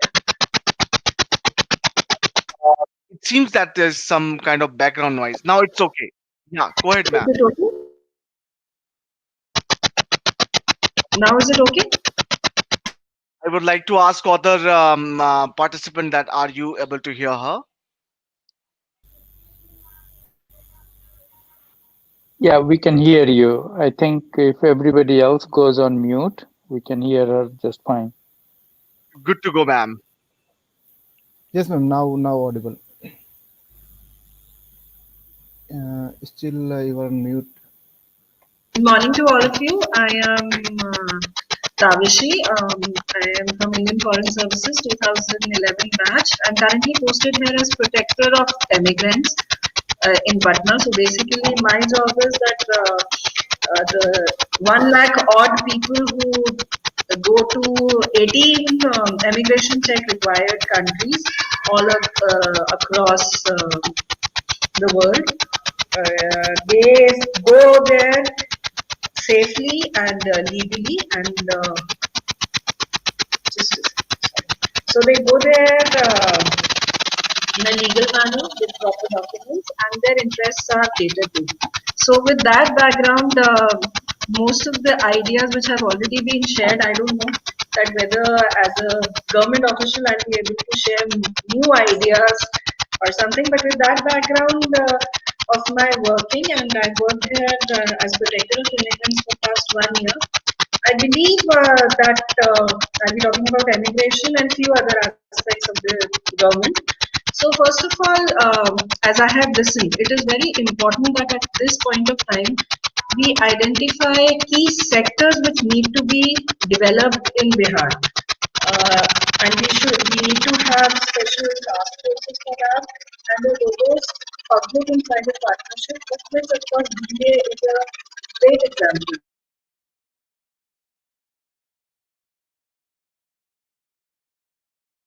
From my little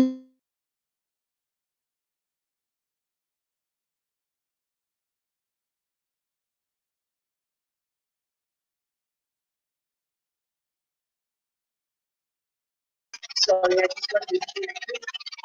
Am I back? Yeah.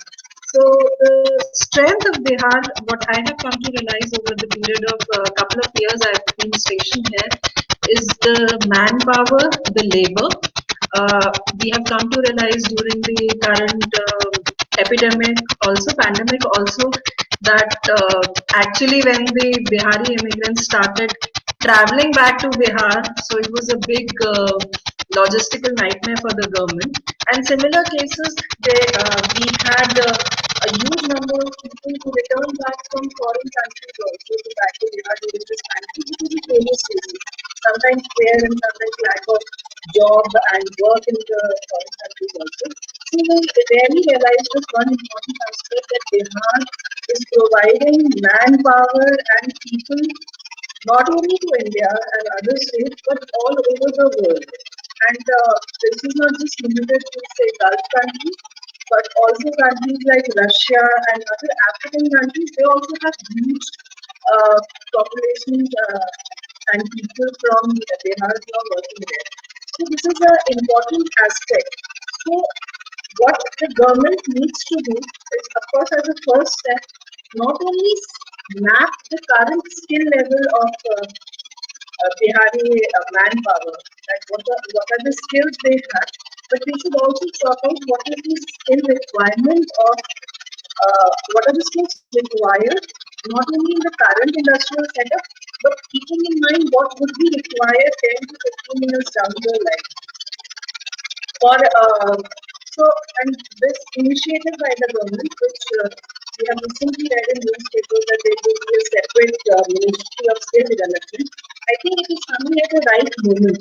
But what comes with it is that this skill development ministry, which government is planning, it should not work in a tight silo, and it should not work in a tight silo. They should have a very fluid model, which should interact with the industries ministry, the industry department here, the labor department, and as well as it should have a robust interaction with the private players in the industry, that what is actually required, and they should have a proper term plan that after 5 years, what is the skill development which is required? After 15 years, what would be the skill, what would be the nature of the skill set of the Bihari population and manpower? For instance, there were many good ideas which were floated by my previous speakers. For instance, of course, tourism is an important industry. It is needless to mention in my previous interaction with Bihar Entrepreneurship Association and in their various summits, I had come to realize that tourism is a very important sector, and it can provide employment opportunities to a lot of manpower, whether it may be the hotel industry, whether it may be transport industry, whether it may be tours and travels industry in the form of tours guides, restaurants. Basically, if we have good tourist hubs, we see that there is a lot of investment and employment that is automatically generated. For instance, it is very surprising, like Rajasthan has developed its tourism industry and they sell their forts. Everywhere they have similar tourism interest, whereas in Bihar we have an advantage of offering a plethora of activities, whether it may be religious, whether it may be jungle safaris, whether it may be some adventure activities also. So what is heartening to see that as soon as the new government the previous government has come in for a new term, it is heartening to see that we are seeing a lot of initiatives which are being taken in the tourism sector. I've seen a couple of news in the development in Nalanda as well as Vaishali district, and how they are planning to develop the tourism in these places. So I think it is we are hopeful, since the government is giving it a fresh outlook. It is going to be very nice in providing employment opportunities to host of other people. Now, second industry is food processing industry. Of course, we know that we have the adequate raw materials. Bihar, the land is very fertile, and the production of vegetables and the food which can be processed ahead, and the fruits as well, is very high. But do we have the skill set in the manpower that whether they can actually work in producing good quality jams, pickles, or other things which are being produced, and further develop the raw materials? So probably as entrepreneurs, the members and the listeners of BA Association, they can think in terms of skilling these people and developing that skill set in the Bihari population, so that the food processing industry, which we all focus on, it should be matched by adequate skill set. Then secondly, one more important thing which we miss, Ma'am. and yes. Ma'am, I'm sorry to disturb you. There's too much background noise, ma'am. And so maybe I could probably, I don't have a mic system. So you can, I Can can you- try muting. yes. Is it The better voice is now? clear, but no, I don't. But there is like huge, some sound background. No, I'm not able to hear. There is Okay. sitting. Okay, ma'am, we will manage then. We will have to manage because I'm not able to figure out that. Okay. So I'll try to speak slowly and more clearly so that the background noise we can manage with that. Is it going to be better then? So yeah, so I wanted to touch upon one more thing, that we are planning to develop all these industries and sectors, but one thing which I've come to realize is that here there is an adequate need of language training as well as sort of business etiquette training. So because the people, the foreign employers who have interacted with me, and all the agents also who are responsible for providing overseas employment, they say that the skill set of especially the labor class and the blue collar job people there is not an issue, but they are still not that much in demand in foreign countries because of the simply lack of language and a method of expressing their skill is not there, and their counterparts from Kerala or other South Indian states and as well as Delhi, they are able to better express their skill set also. So for expressing that skill set, we need to work on the language as well as technical education of these people, and not only say in English, but we can train them in various other languages. Say for instance, Japanese is there, or probably German is there, and French is there, which are in demand. Even Chinese for that matter, they can be trained in short-term courses, so they become, it is just about value addition in their skill set. Now, one more aspect which I would like to raise, that the immigration. Now in Bihar, immigration, of course, is seen that Pravasi Mazdoor term is not very well accepted. So that even appreciated, but I see emigration and especially short-term emigrations, because all the immigrants which are going to various countries, they usually have a contract period of 2 to 3 years. So this once they come back, they can be a good resource for us, and they should not be seen as a burden on the state, but as a resource that they can not only come back and share their experiences, but they can also become future entrepreneurs, because once they have spent 2 to 3 years abroad learning a trade, they can and learning the best practices which are being followed all over the world, they can be a great resource for the state.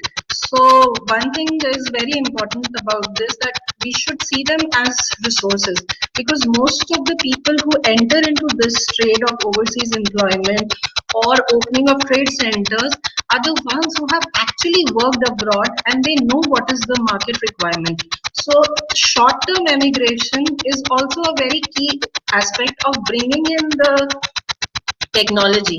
We know that we have BA is working at a higher level, at a managerial position. You have great contacts with the people who can bring big ideas to the forefront. But these immigrants also, you'll be surprised to know that they also bring great value to the system. Now, one other aspect that I would like to touch upon is role of diaspora. It has also come to my notice, and I have worked 3 years in Portugal, that lot from other states the diaspora is very active. Whether it may be, say, Gujarati diaspora or South Indian diaspora, or for people from Punjab are there. I'm myself a Punjabi. The diaspora in foreign country is very active, and they have strong association, and they represent the interests of the people back in India also. Of course, they represent their interests also, but they're back in India also. But this sense of identity or belongingness to the state of Bihar is probably, I found it little lacking, or maybe they are not so vocal about expressing their interests. So Bihar Entrepreneurship Association, the government, and as well as people of Bihar should need to work towards creating that identity, that linkages with their native district, their native village, which is going to create a bond, a link between the state of Bihar and its diaspora abroad. So probably one of the initiatives which can be that people who are already settled abroad, they can bring in small investment, a small idea which they have seen while spending so many years abroad, which can be replicated in their native village or their native district, so that they develop that idea. A very small change is also going to impact the mindset of the people, that how their lives can improve, and probably that idea can be replicated in other districts also. Then secondly, there is just a suggestion which I was thinking after listening to all my previous speakers, that usually the student exchange programs we see at higher levels. Like if somebody is pursuing engineering degree or MBA degree, then we have student exchange programs with foreign countries and foreign universities. Probably that could be replicated at a lower level also, and we could have exchange programs with with ITIs and at ITI and polytechnics level also. I recently came to know that there is a very good institute of plastic engineering in Hajipur. Government is trying to make more such centers of excellence, and they could probably have industry partnership with industries in Portugal, because the plastic mold industry in Portugal is world famous. So probably having 1-2 weeks of internship over there, learning the skills and what is the latest. So that would give a sense of respect to the labor class also, because in India, probably as a society, we really fail to recognize the inputs and initiative the labor class is putting into, and we don't take pride agar we have somebody in our family who's a car mechanic, which is not there in other countries.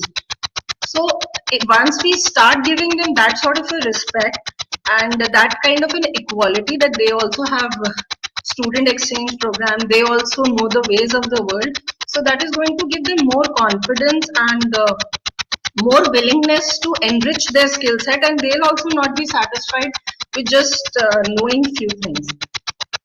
So giving international exposure to blue collared workers will also be very essential.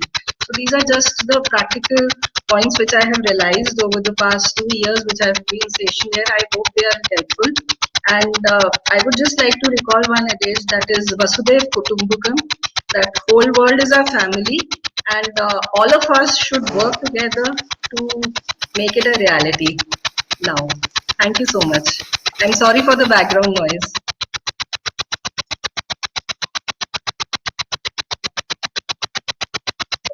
Abhishek, you are not audible. Your mic is... Thank you so much, ma'am. Even with that background noise, we had a wonderful, ideas, and so we all had to bear with that background noise. And one very great news with Nalini here from Mauritius is that, I mean, she will be better to explain that, but because of her and team effort, we have been able to register the Mauritius chapter, the first. A chapter of Bihar in Mauritius and Bihar Business Chamber of Commerce, and it's going to be a new, a beginning between Bihar and Mauritius. So I will invite Nalini from Mauritius, and she's the president of the chamber, which for which we got the registration certificate yesterday only, and. I would also request ma'am to listen to her, and maybe your help and your suggestions will be required for the next annual planning. Definitely, I'm all ears, Melanie. Congratulations. Thank you. Greetings from Mauritius. And I wish to thank the Bihar Entrepreneur Association for inviting me to this, and especially Abhishek for the encouragement to set up the Bihar Chamber of Commerce. And we just got the certificate on yesterday, and it's a great pleasure for me that from now on we're going to work closely to promote this diaspora and to promote and create platforms to probably share knowledge, support desirable outcomes from this relationship. The Bihar and Mauritius relationship doesn't date from today. It dates from the 80s, 40s, because all the indentured laborers who came to Mauritius from South community. And gracious Prime Minister,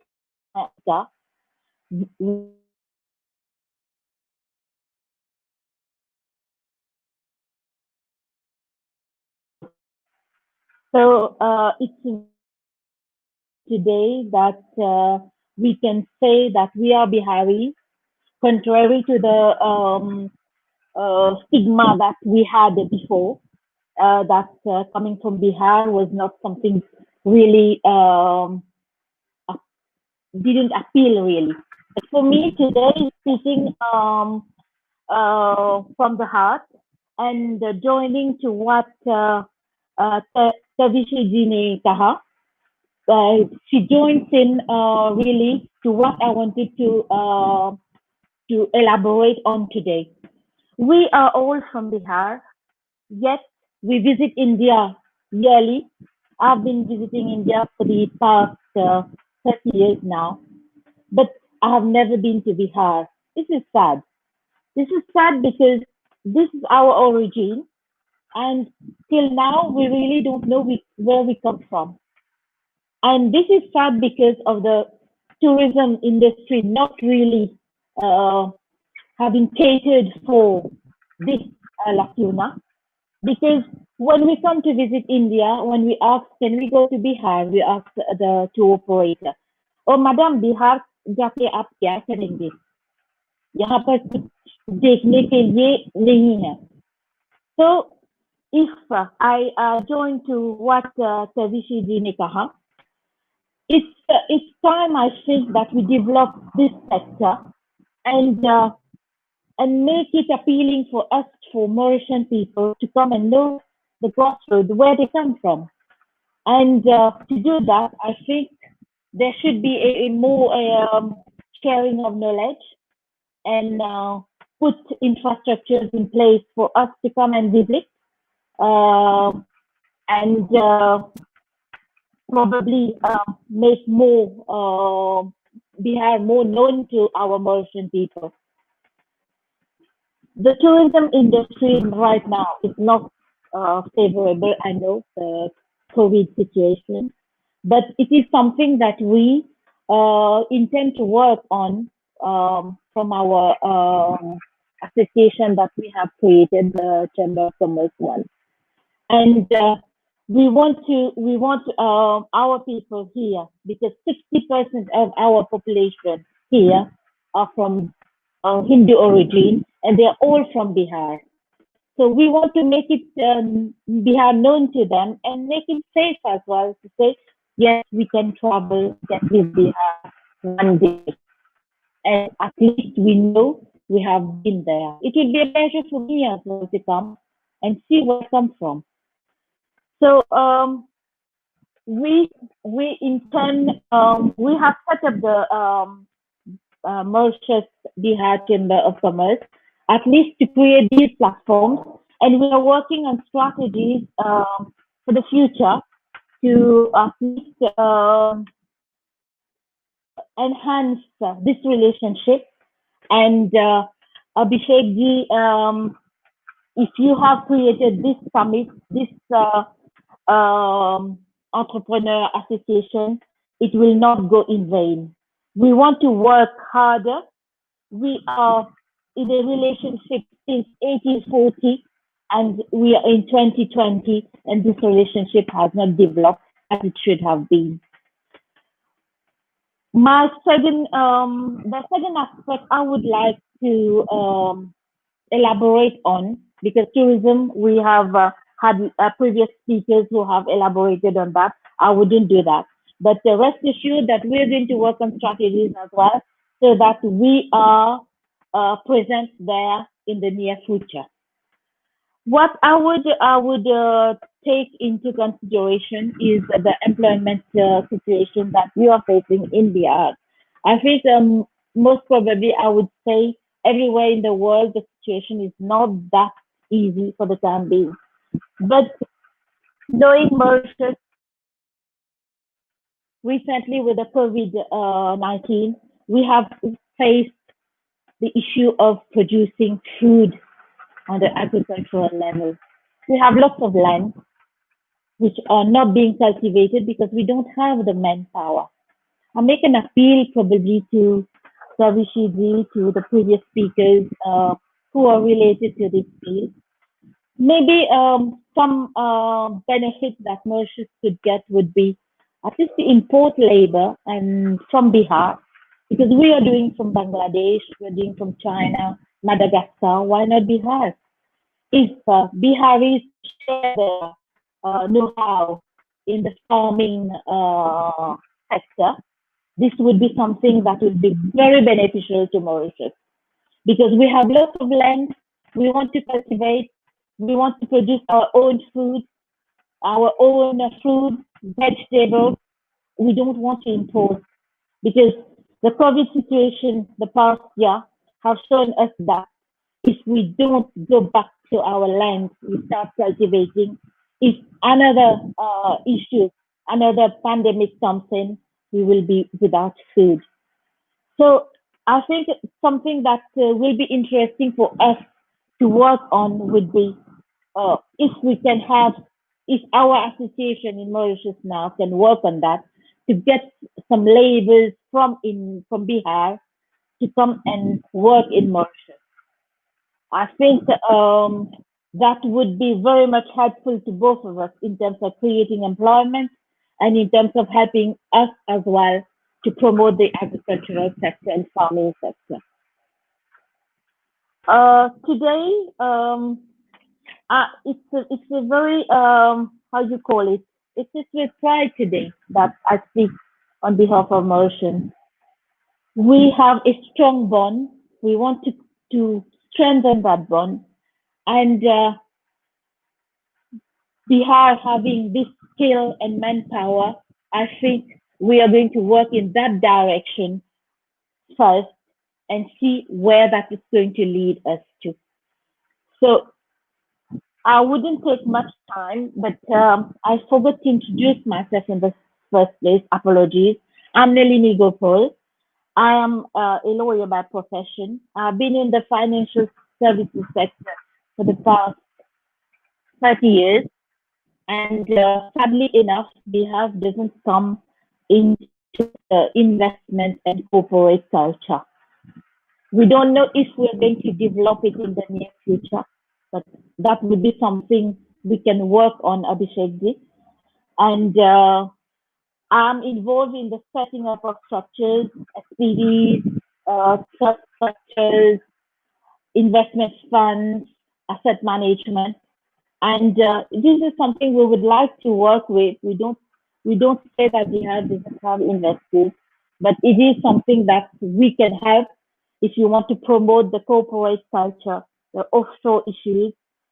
We are here to help, and you can get in touch with us so that we can discuss further. I have also most experience in wealth management, and probably we will be able to work on that as well. So let us start the work by stating that we have now a Bihar Chamber of Commerce in Mauritius, and it's with pride that we say that Mr. Manish Doma, who initiated that with Abhishek, and we want to definitely work on lots of strategies and see where we can interact and do something together. Thanks a lot, and thank you for giving me the opportunity. Maybe next time we'll have the opportunity to address in further technical issues, but I'm very thankful to the association to have given me the time today. Thank you all. Thank you so much. Thank you so much, Nalini, and thank you again from all the all Biharis, especially because Bihar and Mauritius had a very good relation. What I have learned and met people from Mauritius, and what I have learned, the legacy, and there are so many opportunities, especially regarding the business between Bihar and Mauritius, and we see a very strong business relation, and which can fetch a lot of jobs between Bihar and Mauritius, and we look forward to work together, especially with the new organization that we have formed in Mauritius. Yeah, congratulations for that, and thank you once again for joining us. After this, I would request, I think Mr. Manoj, he was to speak after Mr. Mudassir Rizvi ji, but he has some urgency, so he had requested to speak. I mean, before Mudassir Rizvi ji. So I would request Mr. Manoj Kumar, who is joining us from Australia, to share his words. Welcome, sir.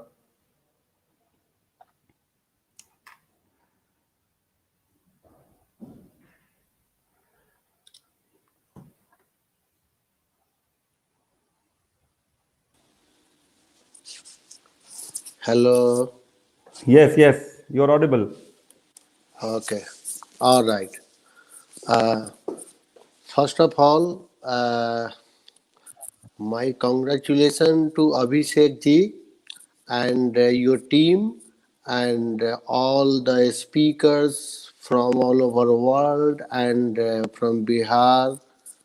Also, my thanks to Honorable Deputy Chief Minister who was here to address the function. I'm going to explain very in short form, very brief, two things because I'm in the international business also, and I have seen Bihar from very close situation. So I'm going to talk two things, and that what Bihar require at the moment, and I appreciate most of the speakers has covered this point mostly. So I will speak in these two things in Hindi, and let's try to figure out with the local requirement how it could work. तो बिहार में हमें job के हिसाब से, क्योंकि सबसे बड़ी समस्या बिहार में अभी है जॉब का, तो हमने जो फिगर आउट किया है कि हुआ ऑस्ट्रेलिया से कौन सी ऐसी चीज़ है जो बिहार में हम ले जा सकते हैं या बिहार कोलैबोरेट कर सकता है या सीखने का है जिससे बिहार के डे बाई डे की एक्टिविटीज में मतलब कुछ फ़ायदा हो। तो पहला चीज़ ये है, हमने दो चीज़ फाइंड आउट किया है, एक है कि स्किल मैन पावर डेवलपमेंट और दूसरा है कि बिहार में एग्रीकल्चर सेक्टर में तो बात कर रहे हैं, डेयरी और जो शुगर फैक्ट्री है, तो पहले हम इस पे बोल लेते हैं कि skill man power development. Australia में एक टेफ सिस्टम है, टर्सरी एंड फर्दर एजुकेशन, जिसको वोकेशनल एजुकेशन कहा जाता है यहाँ पे बोर्ड। वो तो मोस्ट ऑफ द बच्चे यहाँ जो होते हैं, इवन वो केमिस्ट हो जाते हैं, सीनियर केमिस्ट होते हैं, पता चलता है कि वो टेफ के पढ़े हुए हैं, इंजीनियर भी तो हो जाते हैं, वो टेफ के ही पढ़े होते हैं। जैसे अपने इंडिया में है कि वो आदमी आईआईटी में आईटीआई की करके भी कोई फैक्ट्री में इंजीनियर बन जाता है, जनरल मैनेजर बन जाता है। तो हमें उस तरह की मैन पावर क्रिएट करने की ज़रूरत है, और इसके लिए अगर हमारा टेफ से कोलैबोरेट करे या ऑस्ट्रेलिया का टेफ सिस्टम से कोलैबोरेट करे, महाराष्ट्र में हो रहा है, तो बिहार में मैन पावर डेवलपमेंट के लिए बहुत बड़ी अपॉर्चुनिटी है। क्योंकि क्यों मैन पावर डेवलपमेंट आपको चाहिए, ये आपके बिहार के इंडस्ट्रीज के लिए भी चाहिए, और आप अपने मैन पावर को बाहर एक्सपोर्ट कर सकते हो दूसरे राज्यों में, जहाँ जाते ही हैं तो जो उनको जॉब अपॉर्चुनिटी मिलेगी। और ये करने में you have to collaborate from outside. अगर कर सकते हैं ऑस्ट्रेलिया या अमेरिका में भी होगा, यूके में होगा, कहीं भी अच्छी सिस्टम है जिसको आप कोलैबोरेट करके डेवलप कर सकते हैं। दूसरा है कि आपकी एग्जिस्टिंग एजुकेशन सिस्टम में जो टीचर्स वगैरह हैं, अब ये भी ज़रूरी है कि वो टीचर्स कितने अच्छे हैं, क्योंकि अगर अच्छे नहीं हैं तो उसका सोल्यूशन है कि उनको ट्रेनिंग दिया जाए। ट्रेनिंग जस्ट जाके वो 2 दिन सिटी में रह के घूम के आएंगे, वो ट्रेनिंग नहीं होनी चाहिए। ट्रेनिंग ऐसी होनी चाहिए कि वो समझे और सीखे और उसको आगे बढ़ाए। तो ये एक मैंने मैन पावर डेवलपमेंट की बात की है। दूसरा है कि डेयरी के क्षेत्र में बिहार में डेयरी है भी और काफ़ी अच्छा चल रहा है। ऑस्ट्रेलिया बहुत आगे है, हमारा विक्टोरिया स्टेट जहाँ मैं रहता हूँ, तो यहाँ की एक्सपर्टीज हम क्यों न बिहार में डेयरी के क्षेत्र में लगा सकते हैं, जहाँ पर हम को मैन पावर भी मिल जाएगा, हम यहाँ की टेक्नोलॉजी प्रोसेस यूज कर सकते हैं, इन्वेस्टर आ सकता है, और वहाँ पर मैन पावर है डेयरी के लिए। डेयरी के लिए कोई बहुत बड़ा स्किल्ड मैन पावर की जरूरत नहीं है। तो एक बहुत अच्छा इकोनॉमिक और रोजगार की डेयरी के थ्रू भी हो सकती है।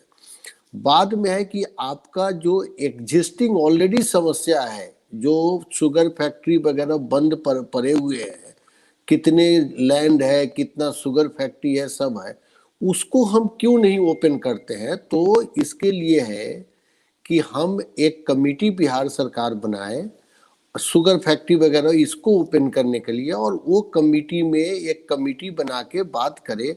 हमारे ऑस्ट्रेलिया में क्वींसलैंड में कुछ शुगर फैक्ट्री है, वो लोग क्या करते हैं कि शुगर फैक्ट्री के को क्लीन एनर्जी से चलाते हैं, उसी के जो वेस्ट है उससे क्लीन एनर्जी निकालते हैं, उससे क्लीन एनर्जी मतलब डेवलप करते हैं और शुगर फैक्ट्री चलाते हैं। शुगर के बाद उससे जो बाई प्रोडक्ट आते हैं उससे डिस्टिलरी बनाते हैं, मतलब शराब बनाने का वहाँ पर फैक्ट्री अल्कोहल वगैरह बनाते हैं। फिर वहाँ पर उसी से बायो ब्रिक्विट बनाते हैं जो बायोफ्यूल के रूप में यूज किया जाता है, उसको भी बाहर एक्सपोर्ट करते हैं और बेचते हैं। फिर उसके बाद वहाँ पे पेपर प्लांट बनाते हैं, तो उस शुगर के जो वेस्ट आते हैं उससे पेपर बनाते हैं। तो और बाद में जो हम डेयरी ये करेंगे और तो उससे हम फर्टिलाइजर भी क्रिएट करते हैं। तो बहुत सारी बाई प्रोडक्ट से इंडस्ट्रीज बना सकते हैं, खास करके ये जो जितने शुगर फैक्ट्री है उसको हम शुगर फैक्ट्री को इवन वहाँ पे नज़दीक में डेयरी से रिलेट करते हैं। यहाँ पर बहुत जगह देखा मैंने डेयरी और शुगर फैक्ट्री टुगेदर, तो मेरे अगल बगल में। तो मेरा ये कहने का मतलब है कि चाहिए सरकार को क्या, टेक्नोलॉजी मतलब एक्सपर्टी चाहिए, इन्वेस्टर चाहिए और प्रोसेस चाहिए। तो अगर एक बार सरकार अपनी कमेटी बनाए और बोले कि ठीक है भाई इन्वेस्टर आए यहाँ, इसको क्रिएट करे, इसको चालू करे, हमारे लोगों को जॉब दे और इसको ऑनगोइंग करे और चलाए, उसको ये फ्रीडम सरकार ये चीज़ दे रही है। और अगर ये चीज़ अच्छा होगा तो लोग डेफिनेटली जाएंगे, क्यों नहीं जाएंगे बिहार में। तो ये दो चीज़ हमारे दिमाग में था जिससे हम बिहार को वैल्यू ऐड कर सकते हैं, क्योंकि बिहार को जॉब चाहिए और जो फैक्ट्री बंद है उसको अगर हम चला के जॉब देते हैं तो बहुत अच्छी चीज़ है। तो मेरे समझ से अभिषेक जी ये मेरा नोट आगे डिप्टी मुख्यमंत्री तक लेके जाइए कि अगर वो कमेटी एक बनाए कि ये रिवाइवल जो भी इंडस्ट्रीज है, चाहे वो मसूरी का और टॉफ़ी फैक्ट्री हो या शुगर फैक्ट्री वगैरह, तो डेफिनेटली इस पे विचार किया जा सकता है और बहुत सारे इन्वेस्टर भी अट्रैक्ट होंगे, बहुत सारे ये जो ऑस्ट्रेलिया में और जगह भी होगा जो टेक्नोलॉजी है या प्रोसेस है, वो जितने शुगर फैक्ट्री है उसको वर्केबल बना सकते हैं। बस मैं यही दो चीज़ पर डिस्कस करना चाहता था और फिर से धन्यवाद मुझे इनवाइट करने के लिए। और हम फिर मिलते रहेंगे और जो भी हो सकता है प्रैक्टिकल वे में वो हम बात कर सकते हैं जिससे बिहार का आगे डेवलपमेंट हो। धन्यवाद। बहुत बहुत धन्यवाद मनोज जी। बहुत आपने सिंपल वर्ड्स में बहुत सारी चीजें बताई। डेयरी में जो गवर्नमेंट है उनका कुछ न्यू इनिशिएटिव आ रहा है डेयरी एंड फिशरी में। एंड बिकॉज प्राइवेट डेयरी का पहले काफी डिफिकल्ट था बिहार में एंट्री, और अभी जो न्यू कुछ डेयरी के ब्रांड्स आए हैं उनके बारे में, जैसे ओसान डेयरी आया है, वो झारखंड का स्टार्टअप था, बहुत बढ़िया कर रहा है। देन गोकुल डेयरी और प्राइवेट बहुत छोटे छोटे डेयरी से शुरू हो रहे हैं, कुछ बड़े लेवल पे भी लगा रहे हैं। A2 मिल्क का भी काफी लोग यहाँ पे कर रहे हैं, 5-6 लोग जो हमारे ऑर्गेनाइजेशन से एसोसिएशन से जुड़े हुए हैं, तो हम लोग ने देखा है। तो उसमें आपने जो बोला बोर्ड के लिए भी, तो वो एक बार आपसे और डिटेल में इसमें बात करके and we will take that thing to the government and obviously the Deputy Chief Minister office. Thank you so much, sir, for joining. धन्यवाद धन्यवाद। Now I would request Mudassir Rizvi ji, who is from Oman, that he shares his idea and his thoughts. Welcome, sir.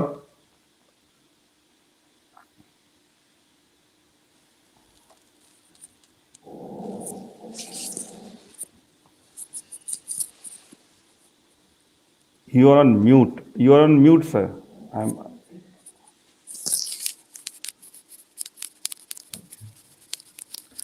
Can you hear me now? Yes. Yes. First of all, good morning. Because in Oman it's a morning, so good afternoon and good morning to everyone. Thank you, Abhishek, for inviting me for this session. And I appreciate always the role of Sachin Giri, because for us in Oman, the collaboration started with Sachin. So I listened to today all the sessions. My objective for this session is to just to brief the kind of opportunities Oman is providing now, and how we can use this platform to link other companies to bring them in Oman, especially from Bihar, and how the talent and the technology from Bihar can help Oman the role of development in the next 10 years. Oman की history sir ये है कि there is a new regime, there is a new His Majesty, there is a new Sultan who's basically running now the country. So the role of Oman in next 20 years, there is the biggest, let's say, catalyst role of technology in the country. So in the top priorities is the healthcare. So anything which is helping healthcare and technology, Oman is looking at. And I was listening that the role of AI. The good thing in Oman is that His Majesty's speech, he has already put his word that bring AI in Oman and bring the experienced company in the country, which can help these sectors. So number one, I said, is the healthcare. So especially in healthcare, the remote patient monitoring systems, government is looking to partner on those areas. Second industry, which is the government want to transform, is the municipalities. And इसमें already हमें एक company है ABM India, जिनके साथ already मिलके हम यहाँ Oman में we are doing collaboration specially in the automation municipalities. So I feel that any company or anyone in this session today working on municipalities, we look forward to collaborate. The other third area which is very important is the food industry. Oman has made us as a separate food holding company, which within food there is a dairy, there is a dates. Then we have this investments coming up in the future, in which whether they want to create more local opportunities for the farmers, that unke jo products hain Omani products, how they can be marketed in the global market. So this Oman Food Holding Company is one area which the government is keen to collaborate with the international companies. Already we have three big investments on dairy, and Oman has a good contract with the Danish companies, and they are coming in Oman and setting up the dairy industry. The fourth part is the environment and the waste monitoring. In this, again, they want to see the role of technology, how the technology can help them in waste management, waste collection, and improve the customer experience, protect the environment. So this is another area in which I'm sure any companies. I was just listening to our member before me, जो environment में काम कर रहे हैं Australia में. So it will be a pleasure to work with him to see how we can help those technology in Oman. The other thing which is also going on is the role of AI.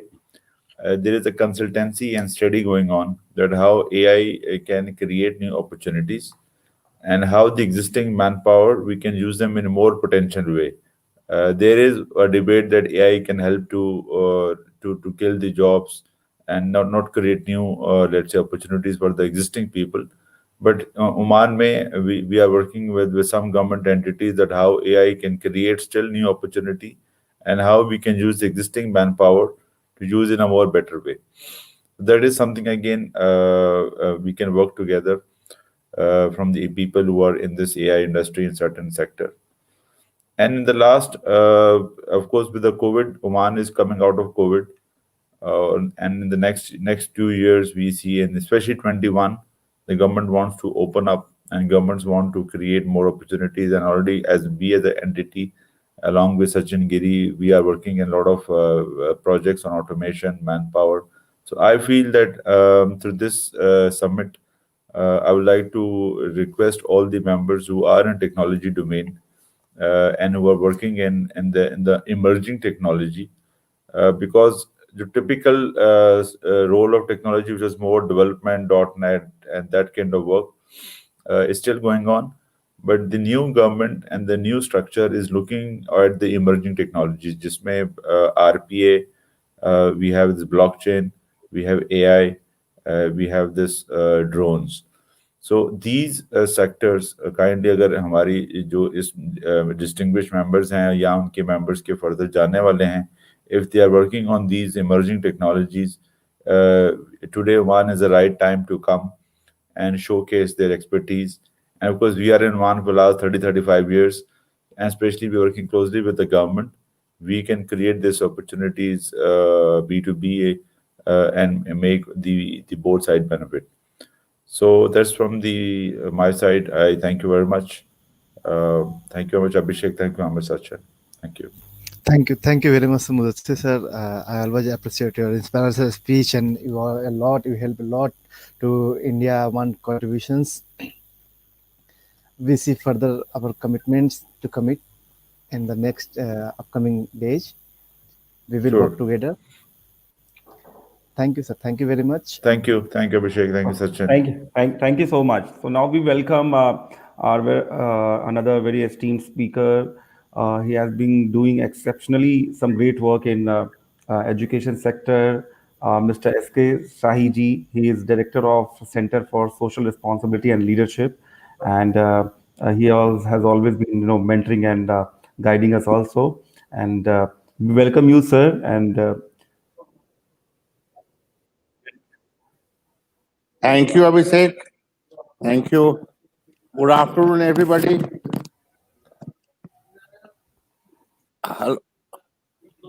Good afternoon, everybody. Okay. Yes, sir. Good afternoon, sir. Can I speak? Yeah. See, Center for Social Responsibility and Leadership currently runs about 25 CSRL Super 30 centers in India, including in Arunachal Pradesh, Kashmir, Jodhpur, Odisha, Bengal, Maharashtra, Rajasthan, etc., and helps about 1,000 students every year to extremely underprivileged students to prepare for 1 year residential classes for IT, NIT, etc. And at a very fairly high rate of success, we have about 90% students qualify in IT and NIT every year. See, what I have realized in context of Bihar and its unemployment, that over the years, the number of seats in IIT, NITs, etc. have gone up, but the qualifying standards have gone down. As a result, what has happened that the students getting number of 30, 40, 25, 28 are also getting seat in IIT, but they are not worth employable. If I take the case of Bihar, we have a population of 10% of India's population, but those who qualify in these exams are barely 5%. Say 10 to 11,000 students qualify out of 2 lakhs who qualify in mains, who then further prepare for IT or NIT, etc.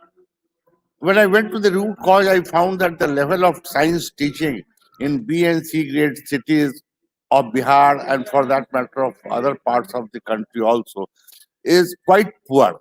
The physics level of teaching of physics, chemistry, and maths are such that when we conduct tests to select students from them, they often get a score in minus. They don't even get 10, 15, 20% marks so that we can select and prepare them.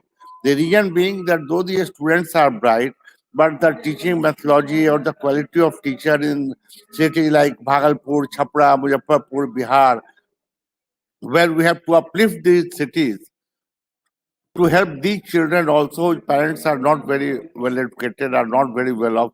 These students need to be helped.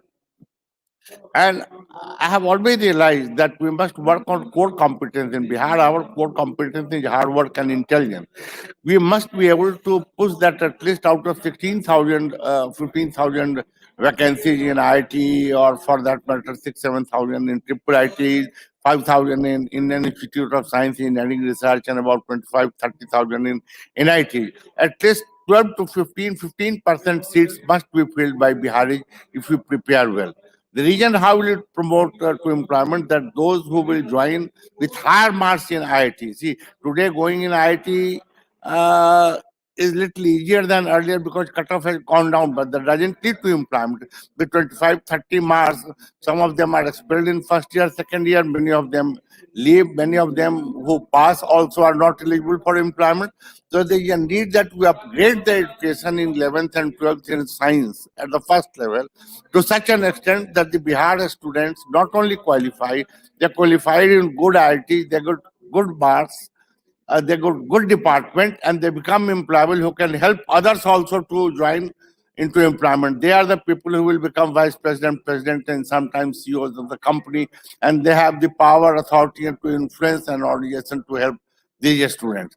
So what I am going to submit a plan to government that at least in 5 cities of Bihar, like Bihar, Sare, Purnia, Chapra, Darbhanga, etc., to pick up 200 students from each of these locations, provide them teaching through ITNs, not ordinary teacher, as a remedial class, to uplift their level in physics, chemistry, and maths to such a level that they not only qualify, they qualify not with 70-80 marks, the minimum cutoff.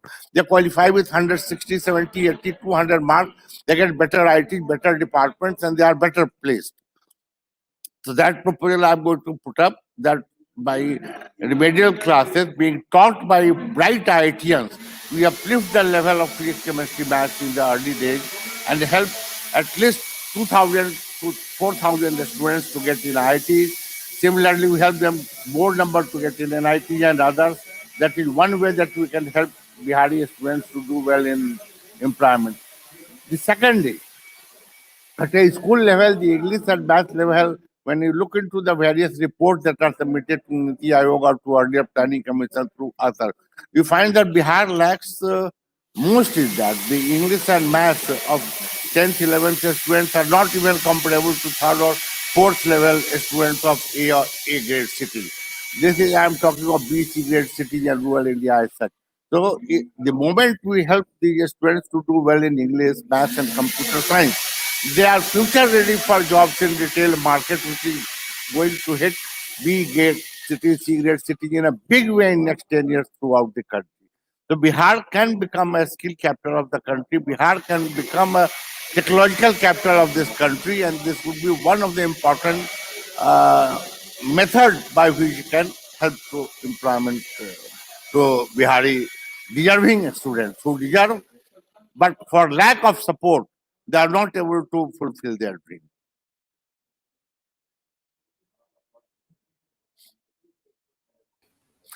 Earlier in Assam, not more than 20, 30, 40 students are going in IT. Today, 1,000 are qualifying. We have 5-6 centers in Assam or Arunachal. Large number of students are qualifying every year. That is the need to help science teachers, to uplift the science teaching at the grassroots level, at last 2 levels of a school, help them to get in premier institutions, help them to get in retail job on a larger scale. That is one way we can attack the problem of unemployment in Bihar. That will boost industry. And what I always say, that the kind of cutoff that has gone down for admission in IIT, NIT, it is neither good for industry, nor corporate, nor government, nor innovation, research. And we are talking about Bharat with 25 marks getting into IIT, with 70, 80 marks in general candidates getting into IIT, NITs. We are not going to serve any purpose. And it is the time to Bihar to take a lead. Abhishek, am I clear? Yes, sir.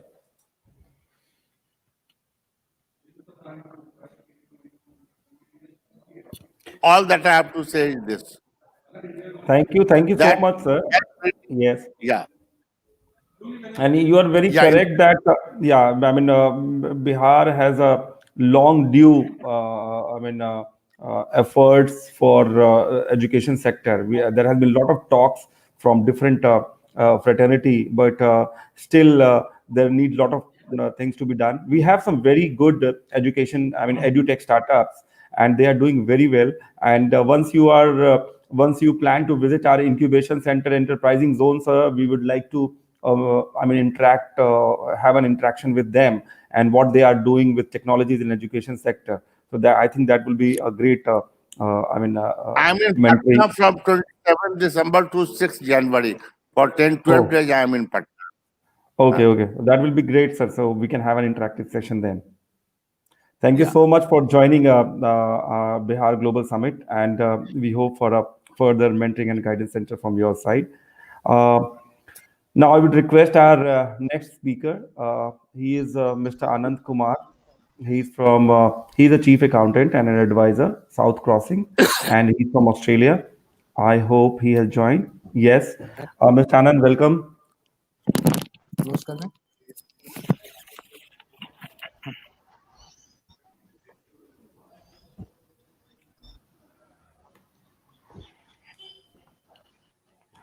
Mr. Anand, are you getting a voice? Yes, I'm here. Yes. Good morning. Thanks. Thanks so much, BEA, for inviting me. Thanks so much.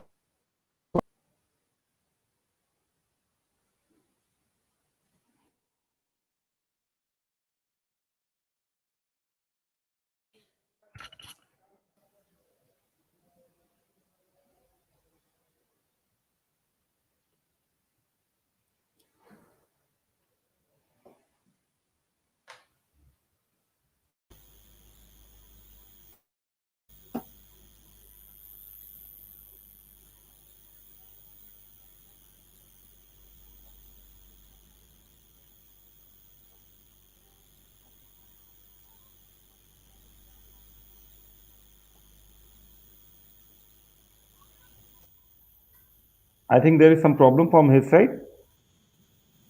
Shall we? Yes, we can continue with the next speaker. And I think there is some problem from the Anand side. Okay, so I mean, we can have our next speaker, and maybe after that, if Anand's internet is fine, then we can have him again. Yeah, I would like Okay, to call. no, he is back, I think. Anand, back. are you able to connect?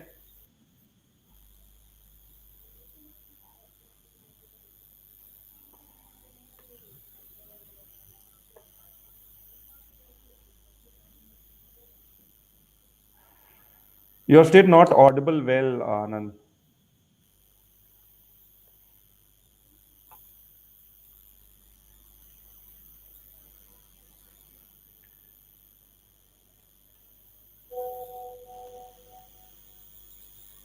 Anand, can you check that? And with due permission, we will like to invite our a very esteemed speaker. He's a director at Department of Science Technology, Government of India, Dr. Sivaji Chandram. He has worked as scientific counselor in Japan also, and we look forward after this summit. Also, we look forward for taking his guidance and his mentoring. Sir, we welcome you to Bihar Global Summit.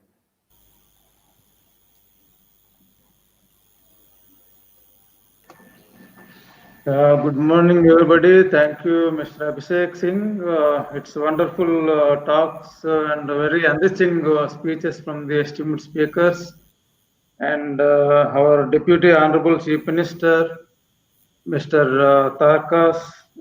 Tarkishore Prakashji has actually highlighted the manpower development in the state of Bihar, and it's a great lot of demographic dividend available in the country, particularly in Bihar. And there is a matching kind of natural resources also lying since ancient times in the state of Bihar. So therefore, there is a good coherence between available manpower and demographic dividend. And then these skills by the lower people also spoken about skill development at the very underlying skilled people. in addition to the highly qualified people who can go abroad or other states within the country. But the lower scale skill people cannot go anywhere, and they can actually make use of the set of things that are available, natural resources that are available in Bihar, state of Bihar. So as you know, Bihar is very rich in the mineral resources like limestone and many other things are available. And also it has a traditionally Bihar was a center of education hub since ancient times with the greatest renowned universities like Nalanda and Vikramshila University, Vadantapuri University and all. And it has been a tradition, people across the globe used to come to Bihar and then got their education and then go back. And it's a wonderful state, and I had a little stint in Bihar, and it was Bihar actually adopted me for the precious time of my life for 4 years at the Indian School of Mines, Dhanbad, where I studied there and got my highest degree, doctoral degree from the Indian School of Mines, Dhanbad. Then it was in Bihar. Now it has separated to be part of Jharkhand new state now. But besides all these things, we have plenty of opportunities across the country with the advent of, thanks to the Honorable Prime Minister, who has actually launched a new ministry for skill development in the Government of India level. And there are large number of opportunities for lower level skill development people, and always even for the highest highly qualified people, we at the Department of Science and Technology and Niti Aayog, as you mentioned, we are doing a lot of entrepreneurship development programs under the Atal Innovation Mission, Government of India under Niti Aayog. So they have been actually awarding large number of startups and encouraging the people to lead their own startups and entrepreneurships in the country. And we at the Department of Science and Technology also, we have dedicated to division called National Entrepreneurship Development Board, which always caters to the needs of young and talented entrepreneurs in the country. And they also award, there's a program called Nidhi, National Initiative for Development and Harnessing Innovation in the country. And even there was a clarion call by the Honorable Prime Minister of India, Mr. Narendra Modi, Startup India and Stand Up India. And then we have launched a new scheme for development and harnessing the innovation by the young people, that is called as Nidhi. Under the Nidhi, there are several sub schemes and where people can actually look for opportunities, and large number of products and projects are being given by there. And also the theme of the present today's meeting focus more on the women entrepreneurs and women scientists programs. In the department, we have a program called Kiran, which is exclusively focused on development of women career. And there are a large number of schemes like Women Scientist A, Women Scientist B. Women Scientist A means it is for development of women in the field of science and technology and research and education, and they can also get their salary out of these programs. And also, Women Scientist B is exclusively for the societal relevant aspects, and Women Scientist C is for self-development and self-sustainment of the women who are unemployed in the country. So therefore, I would also request all the young people who are actually hearing, listening to be a part of this very important activity today, Bihar Global Summit, and they can actually make use of such opportunities that are available in the country. And also we have at the department, we have a dedicated program for dealing with the societal aspects. It's called as Science for Equity and Empowerment Development Program, SEED. And under the SEED, there are a large number of programs which are relevant to the society, and NGOs, this is available. And also we have very aggressive international cooperation division, and where previous speakers spoken about the student exchange programs and so on and so forth. And every year we take the very talented students from India to take part and interact with the Nobel laureates in Germany. We take it the science graduates in physics, chemistry, and mathematics, and medicine. And every year, about 30 to 35 people, young students, will be taken there for a 1 week, and they all get an opportunity to interact with the Nobel laureates in different disciplines, and then they can actually get a lot of opportunities to work for further promoting their own discipline of research. So there are plenty of opportunities, not only at DST, and we have other departments, sister departments, Department of Biotechnology, and then Department of Ministry of Earth Sciences. Large number of programs are available. Only thing is, one has to, the younger people, and Bihar is actually known for the young minds and entrepreneurship qualities, and people can actually look at the various opportunities that are available at the government level.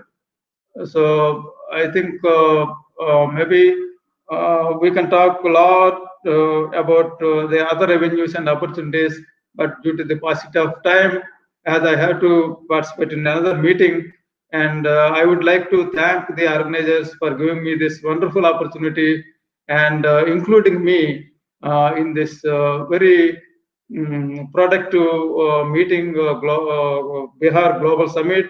And really, I enjoy listening, and I have been enriched by the deliberations that are happening at this moment in time. Thank you, Mr. Abhishek. Thank you so much, sir.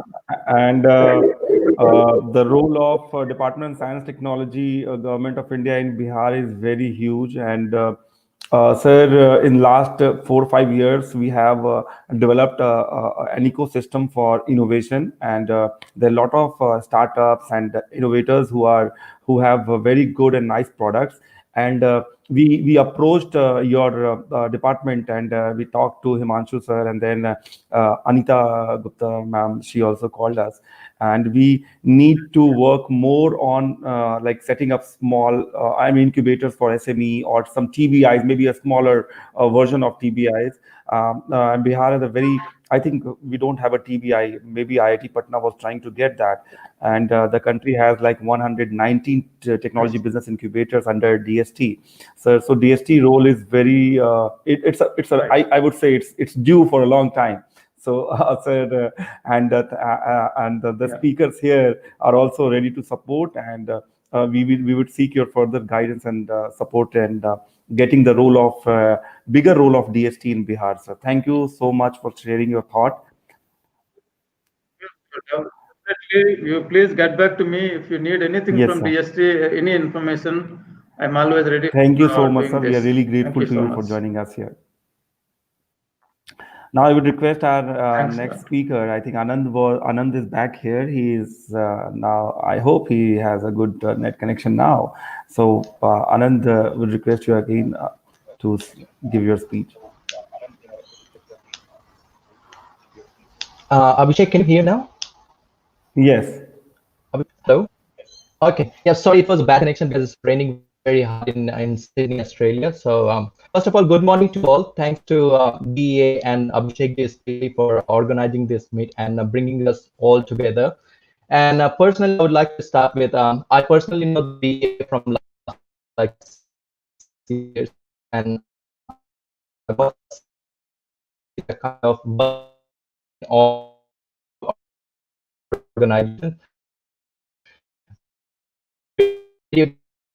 The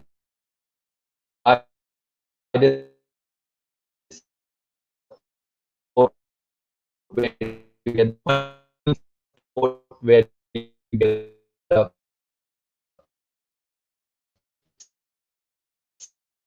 setups, also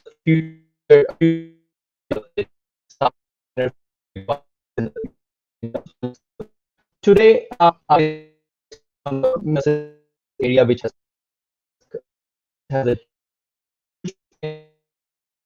and remote healthcare. Of course, we have a healthcare system in cities. If you talk about Patna, we have a huge, we have greater facilities for the healthcare. But if we, what about in the villages? What about in the Bihar?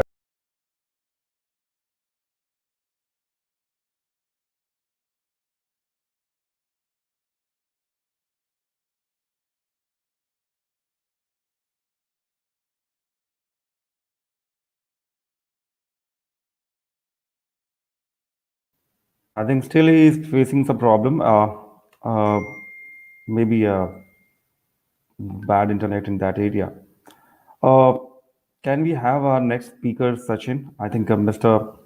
Vikash Verma. He is the CEO of Al Nasir Industries and based out in UAE. And then we will have Mr. Rahul Sinha. So I welcome Mr. Vikas Verma, and it's great to have you here. And we were looking for a very nice, and very fruitful representation of Bihar in UAE. So hope we will have you here now onwards. Welcome you, sir. We manage. Yeah, good afternoon. Good afternoon to all of you. Hello, am I audible? Yes. Yeah, so thanks to Abhishek and BEA for organizing such a wonderful event and giving us a platform for sharing our thoughts and to contribute something for the development of our society. So yes, coming to the macro indicators of economy, what I can see that Bihar GDP is according to 1920 data is $80 billion, which is I think 14th in if you take in terms of ranking, it is 14th in India.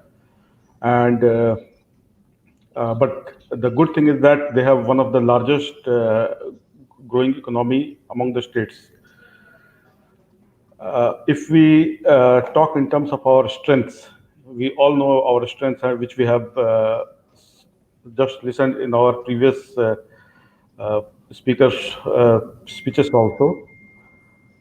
See, Bihar is one of the means very resourceful state of India, and in terms of economy, it is basically an agro-based economy.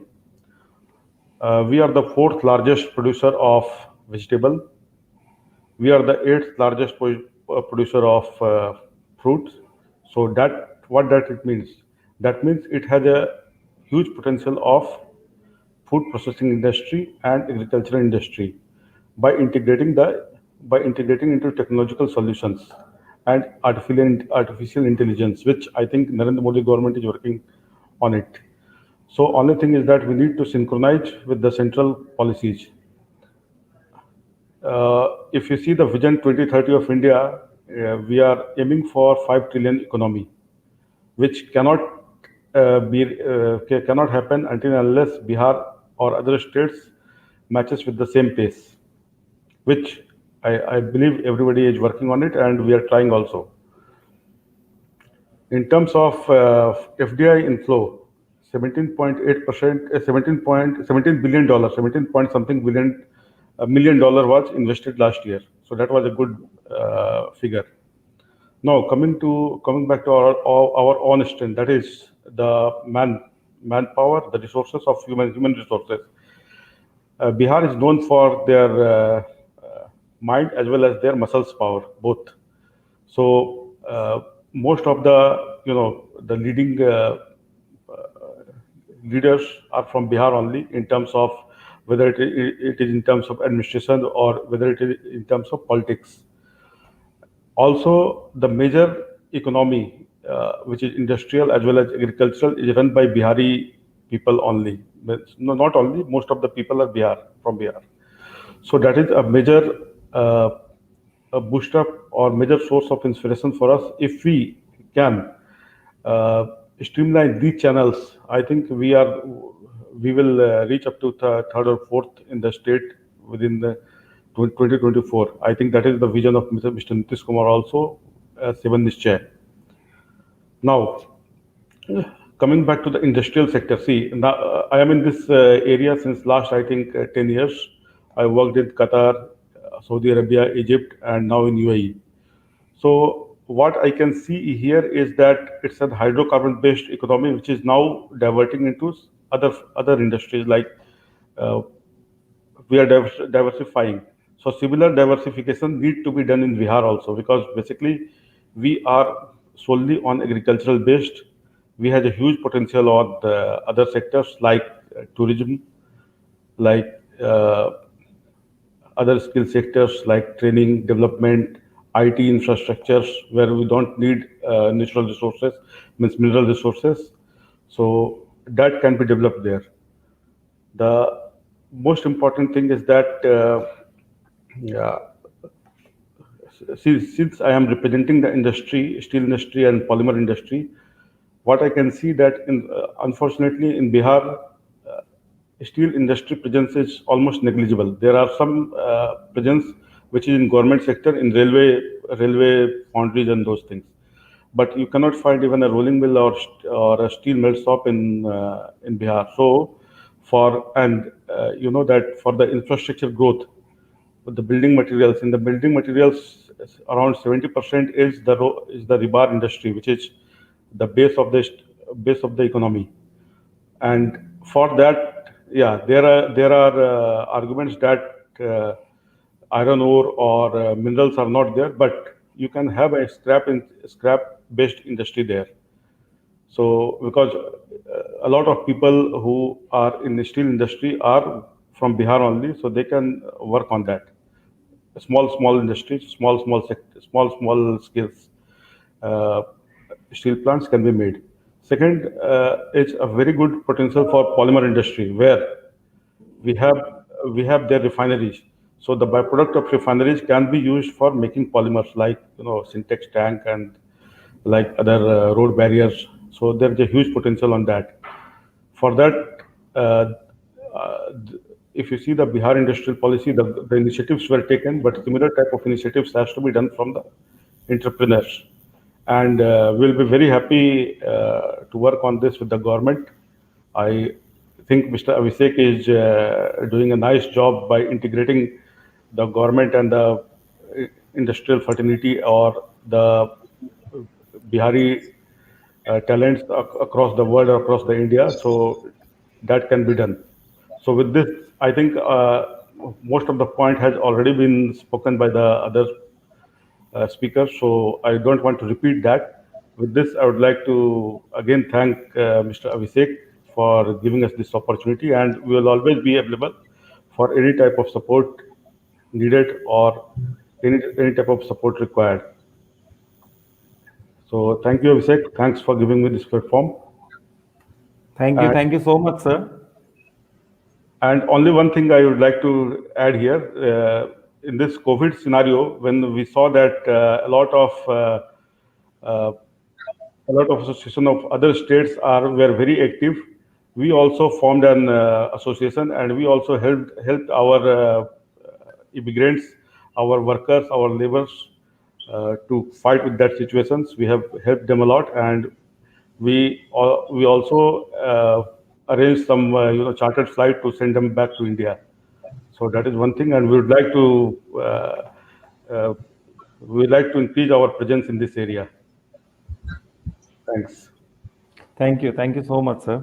Like BA has been working for last like 9 years. We were formed, we were registered in 2011, and from without any office and only 9 members, we are like 19,000 plus member, and it's a completely public funded organization.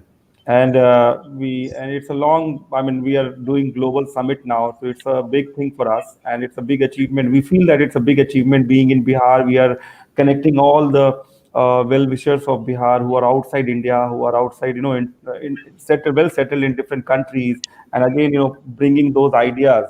And that is how we are trying to give the ideas which we are getting from your side. We are just jotting it down and making a report and giving it to the government officials, banks, and all those people, and in making it a document of research.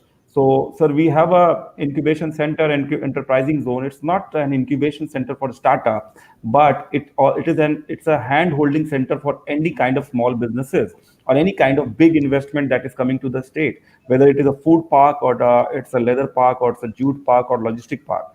So, I mean, it's a very diversified work now for BEA, and that's why we need, help, support, guidance, regular, mentoring from people like you. And thank you again for joining. I would like to request and invite our next speaker, Mr. Rahul Sinha. He is from Jakarta. Even I met him just on social media a week back, and it was nice interacting with him. He was managing director and CEO of PT Nissan Financial Services, and when we talked about this summit, he was very excited that that we are doing something like this, and especially with post COVID-19 situation planning and the new government strategy. So I would invite you, sir, for your speech, and would like to have a very interesting insight from your side. Thank you so much, Abhishek. Uh, Good morning, good afternoon, and good evening to our speakers and audience from around the globe. It is a pleasure to talk to you. These tough times and the pandemic have brought us together more tightly, and communication and reaching out to each other has become more efficient. Using technology, our connect is deeper, reach is more, building bridges between people in different time zones like us are easier, and the distances are shrinking. All these are ingredients to help expatriates like us connect with Bihar more easily, more strongly, and more meaningfully. Hello, I am Rahul Sinha, a resident of Patna, but I have spent my working years in Delhi, Mumbai, and I'm here in Jakarta, Indonesia since 2017 for about 3.5 years now. For 25 years of my working life, I have been a banker, worked in 4 or 5 big banks and NBFCs in India and Indonesia. And since October this year, I have moved out of Nissan Finance Indonesia, and I am currently working to help automobile and two-wheeler companies in Indonesia in the digital space for creating their brand awareness, marketing, and doing the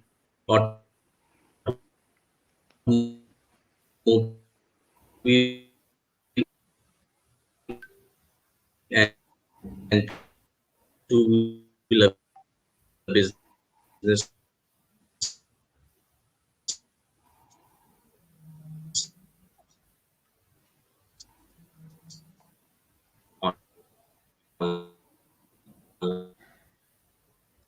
and today's theme suggests the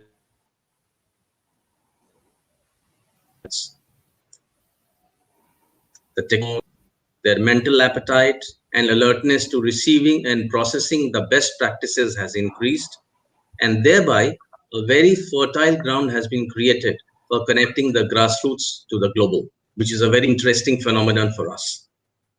Having some experience in markets like India, Indonesia, Thailand, and Philippines, one common factor which stands out is the enterprising spirit of the people, the desire to do something meaningful, to create a positive impact in the social environment.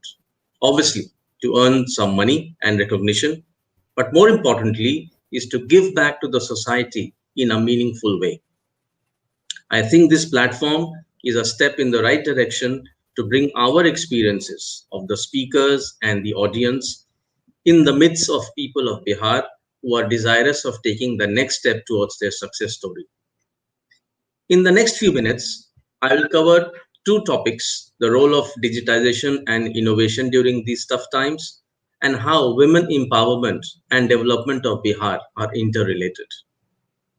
Regarding the first topic which I cover today, which is COVID-19 and the roles of technology and innovation, my observations are that this pandemic has presented a formidable challenge to governments, businesses, and society, and maybe this year could be the tipping point for the 21st century.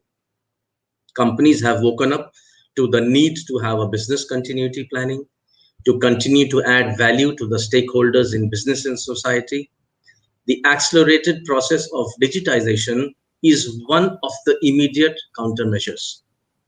Technological advances and innovation are sweeping across all sectors, as many of the speakers have already shared today, from public health to telecommunications to agriculture to even how people are buying their daily necessities, and also the more conspicuous consumptions like buying cars and automobiles and motorbikes.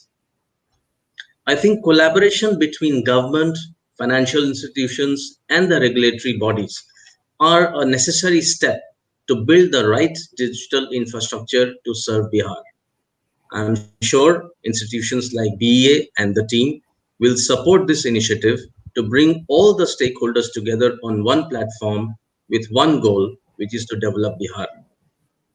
Online education, for example, which was very synonymous to distance learning courses and maybe subservient to the physical classroom education, has today become an integral part of our lives. This is a very relevant example of how digitization can quickly solve basic problems. Now, imagine the power of reaching out to grade B, C, and D towns and rural areas through a mass education or an awareness campaign through the click of a button. We already know how satellite systems, for example, can help farmers better locate suitable fertile land for farming, how the Internet of Things allows irrigation systems to better manage water utilization, and how blockchain brings transparency into supply chains by enabling buyers and sellers to trace agricultural goods throughout the education process. This digital transformation is about empowering people to work in new ways. This idea includes training and reskilling opportunities for the workforce, and actively involving all business units in the value chain to ensure they are driven by innovation and digital upgrades. I think providing a supportive ecosystem for startups is important to encourage more entrepreneurship and innovation in Bihar. This involves not only providing entrepreneurs with incubation programs, as well as support in terms of funding, skill development, and exposure to business networks, but I am sure people like the speakers on this platform, many from the audience, would also take this opportunity of giving back, so to say, to our friends and family in Bihar to create a better tomorrow. On the second topic, which I wanted to touch upon today, as the name itself suggests, women entrepreneurship development is the engine for women empowerment.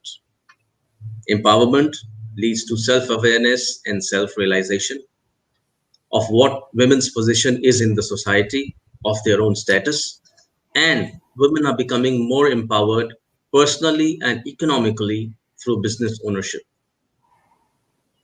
I sometimes feel that the word women empowerment is slightly out of place, especially in India, especially in Bihar.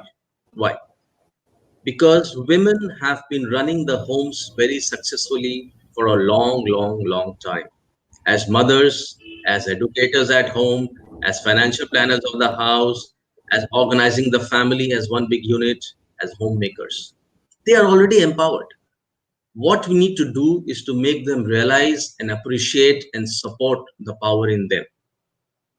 The startup wave, I am sure, has not left Bihar untouched, and there are many growth stories emerging. For example, in Jakarta, I find many shops for refurbishing of common leather items like shoes, bags, purse, belts. There are actually many retail stores into this business. For us as users, it's a great benefit to have this facility. On casually searching the internet on why this business does not really exist in India or Bihar for that matter, I found that there is one lady from Bhagalpur who ventured into the same business in Patna since the last 4 or 5 years. She has a few outlets in Patna. I am sure this is one of the many such stories which exist where women have made a mark for themselves and are leading change. For women entrepreneurship, through on-the-ground programs like the Integrated Child Development Program, the Mukhyamantri Kanya Suraksha Yojana, the Mukhyamantri Nari Shakti Yojana. I am sure all these programs are being run very well by the Bihar government, and BA is also working at the grassroots level to get women off the blocks and get them started on their journey to becoming successful. The newly established Balika Snatak Protsahan Yojana, with direct transfers of up to rupees 50,000 to graduate girls, is a step in the right direction, which incentivizes more girls to complete their graduation and get ready to accept higher challenges.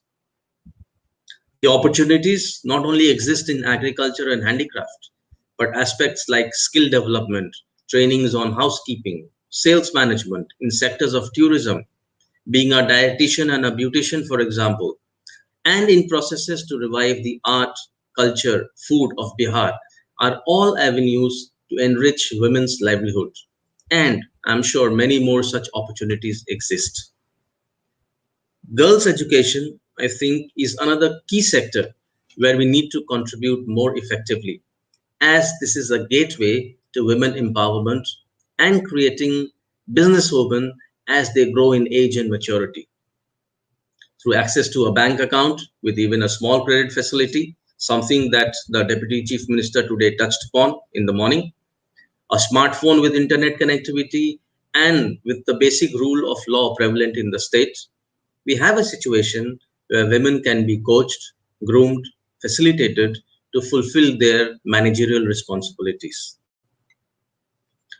One other aspect related to the education is the fact that some of them may have some challenges in accessing financial and human capital. But more importantly, sometimes they have not caught up in the soft skills, such as leadership. In addition, women suffer from culturally imposed constraints that curtail their independence and aspirations.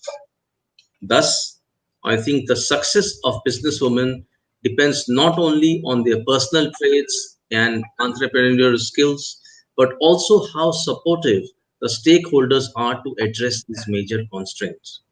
As more and more women start their business, they should also have a decent understanding of measuring success in their business, what to measure, how to measure, and hence there is an opportunity to train them in basic business skills.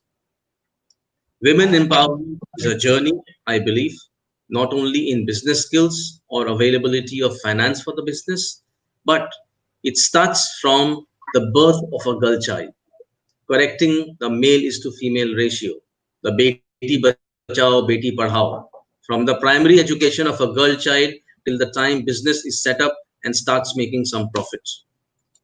We should be aware about the various building blocks in this journey, the various processes and stakeholders in this journey, and we should pick and choose the blocks we pursue more aggressively, but not losing sight of the interlinkages between each process and procedure such that success can be achieved faster and more effectively. Lastly, I think I wish to thank the organizers for getting us together on a common platform with a view to empowering our women, with a view to adopting digital technology, and with a view to improving Bihar. I am sure today's event sows the seeds in our minds of how we can contribute towards Bihar. I wish BEA every success in this endeavor, and I hope we can work together towards uplifting Bihar. Thank you very much.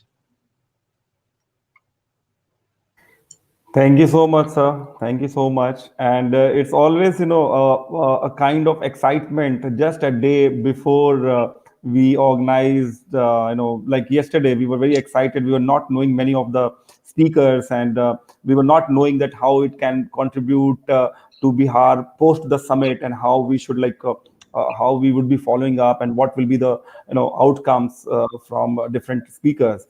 And it's like it's shaping up right now. I mean, in last 3-4 hours which we have heard, and it's shaping up right now. So, and we are very young group. I mean, we are all under 40s. I mean, if we don't hide our age group, so the president, vice president, and all those people are like less than 40 or less than 35, 30 also.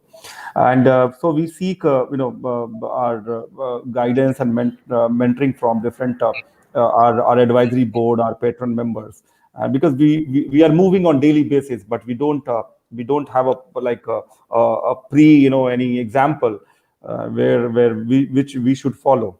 So we will always need your regular guidance. Thank you again, sir, Sure. for joining us. Thank you. Yeah. Thank you. So now I would like to invite our next speaker, and I think Mr. Anand was here, so it's always he's joining and again he's like leaving, and maybe because of net problem. We have Professor Nacarella from Italy, and I mean interacted with us a couple of months back, and he has some very innovative solution in health technology and health sector overall. And Bihar has a huge potential, and it's actually the need of the hour to work on health sector in Bihar. Thanks to Bill Melinda Gates Foundation and Care India, they have been very actively helping the health ecosystem in the state. But there is still a lot of things that is required to do in this sector. So I invite you, sir. Please share your thoughts.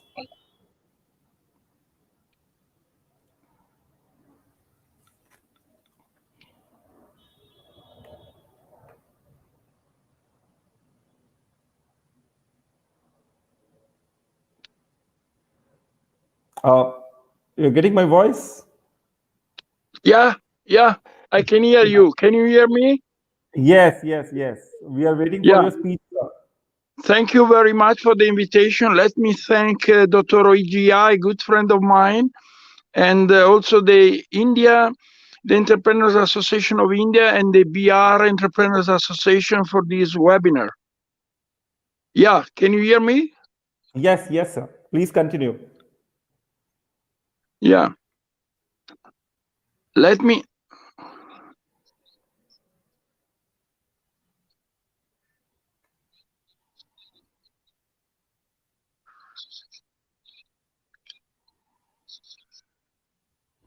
Okay. Okay. Thank you very much. I am a physician. I am a chief of cardiology in Bologna.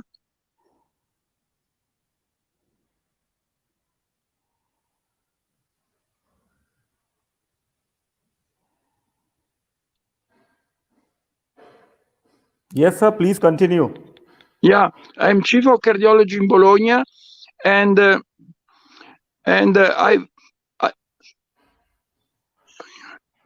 would like to propose some idea of cooperation between Italy, Europe, and India. We have now the opportunity to have both on your side a new ambassador in Rome, Nema Malhotra. She's a very great woman. She's very open.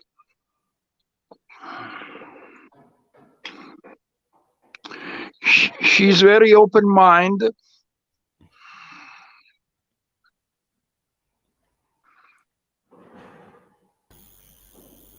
Yes, sir. We are listening your voice. Yeah. Yes.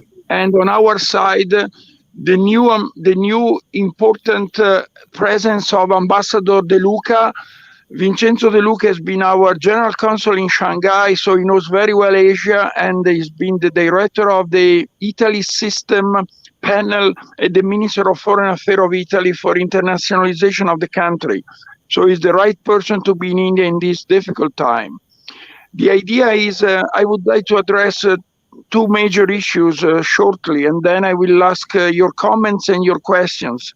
I fully agree with one of the previous speakers, Raul Sina from Jakarta, that education of the new generation of India entrepreneurs and international entrepreneurs and India physicians and India medical personnel and non-medical personnel could be a strategic issue for the future. I was very surprised because last year was prepared a call for biomedical research between India and Italy.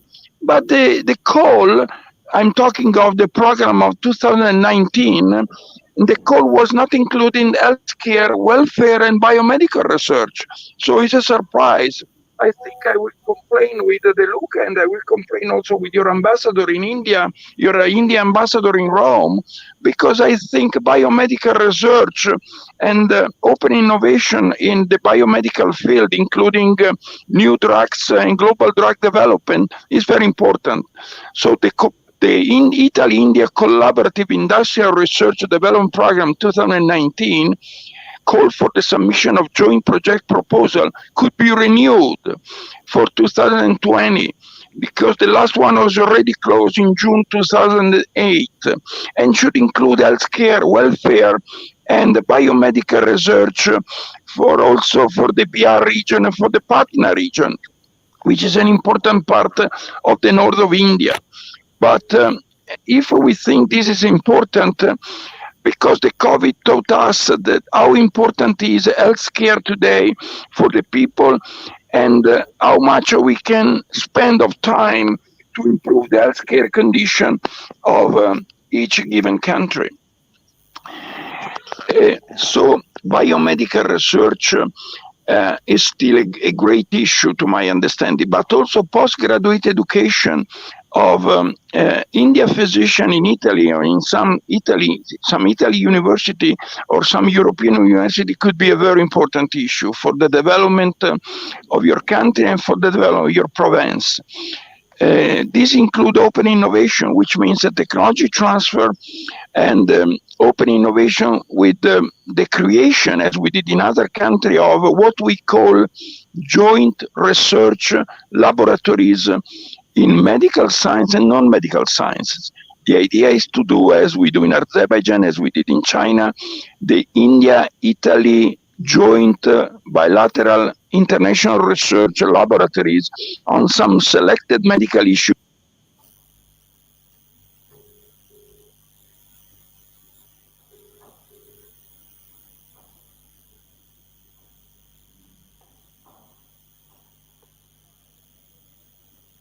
I think he's facing some issue.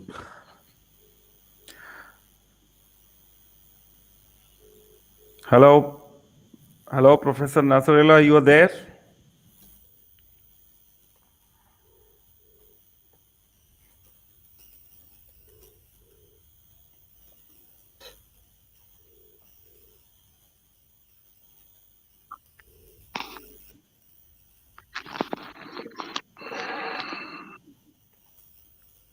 Hello? Hello? Yeah, Yes, I'm here. Professor. Yeah, can you Yeah, see we are me? waiting for you. Yeah, can you put your camera a bit far from your face? Yeah, I will.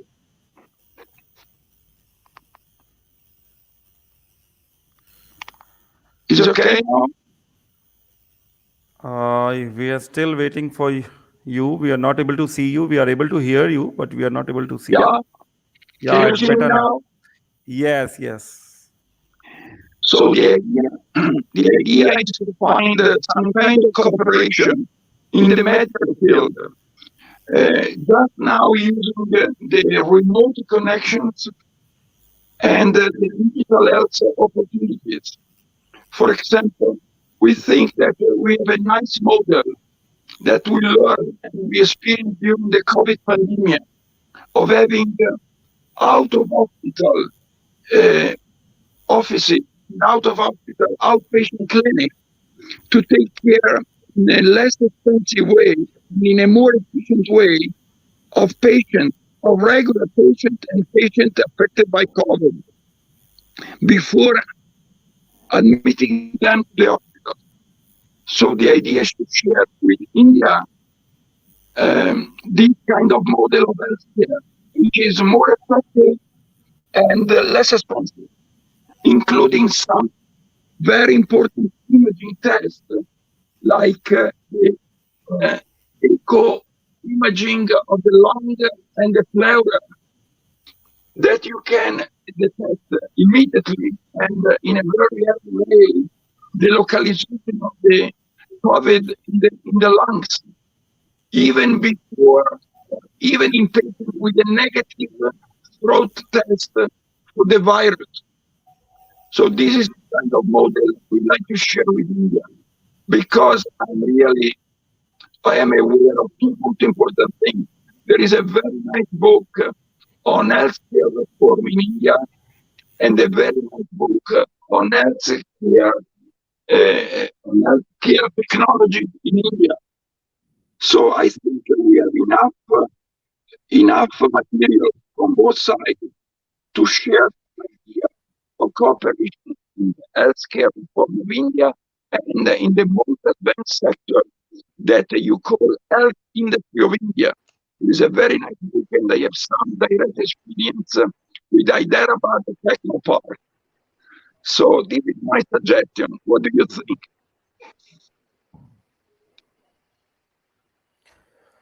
Thank you so much, Professor. And I would like to, talk to you after the summit so that we can have a plan for the health sector in Bihar, and especially what you suggested of biomedical research and how the government can leverage your experience and your network and your expertise in this field.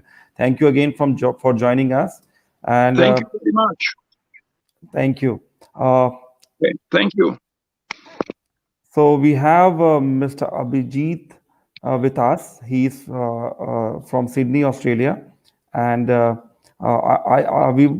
thought that Mr. Anand will complete his speech, but again and again he is like facing some internet issue. So I would request Mr. Abhijit to continue with his speech. Mr. Abhijit, welcome. Thank you. So my inputs, thank you so much for organizing this. I believe that the subject matter of this is to how to support from the NRI's perspective or from the foreign nationals perspective investment in Bihar, isn't it? Yes, let me give you, I mean, because you joined late, because look, we have been working here for 9-10 years. It's 10th year right now, and we have drafted a few policies and were part of some intensive campaign from 2013 that we called Bihar Startup Yatra. We initiated that in 2013.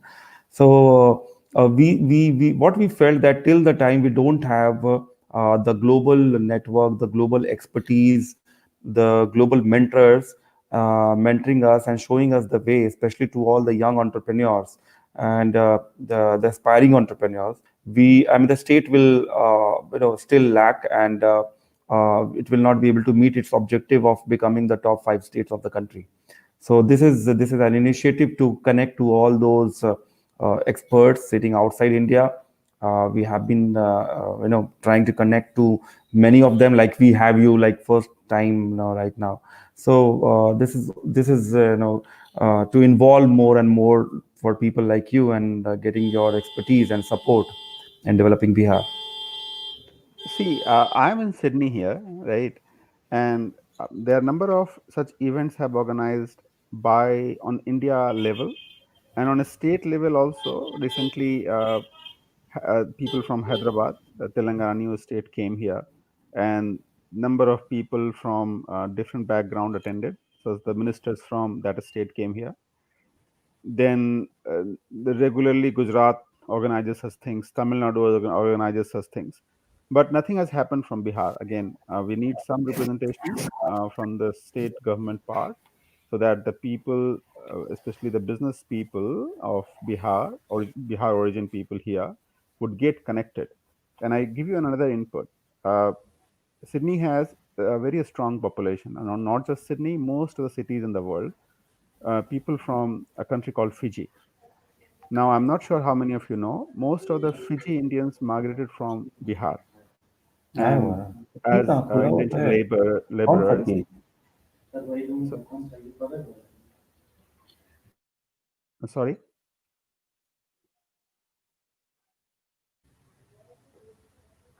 No, it's fine. I think it was my mistake. All right. Okay.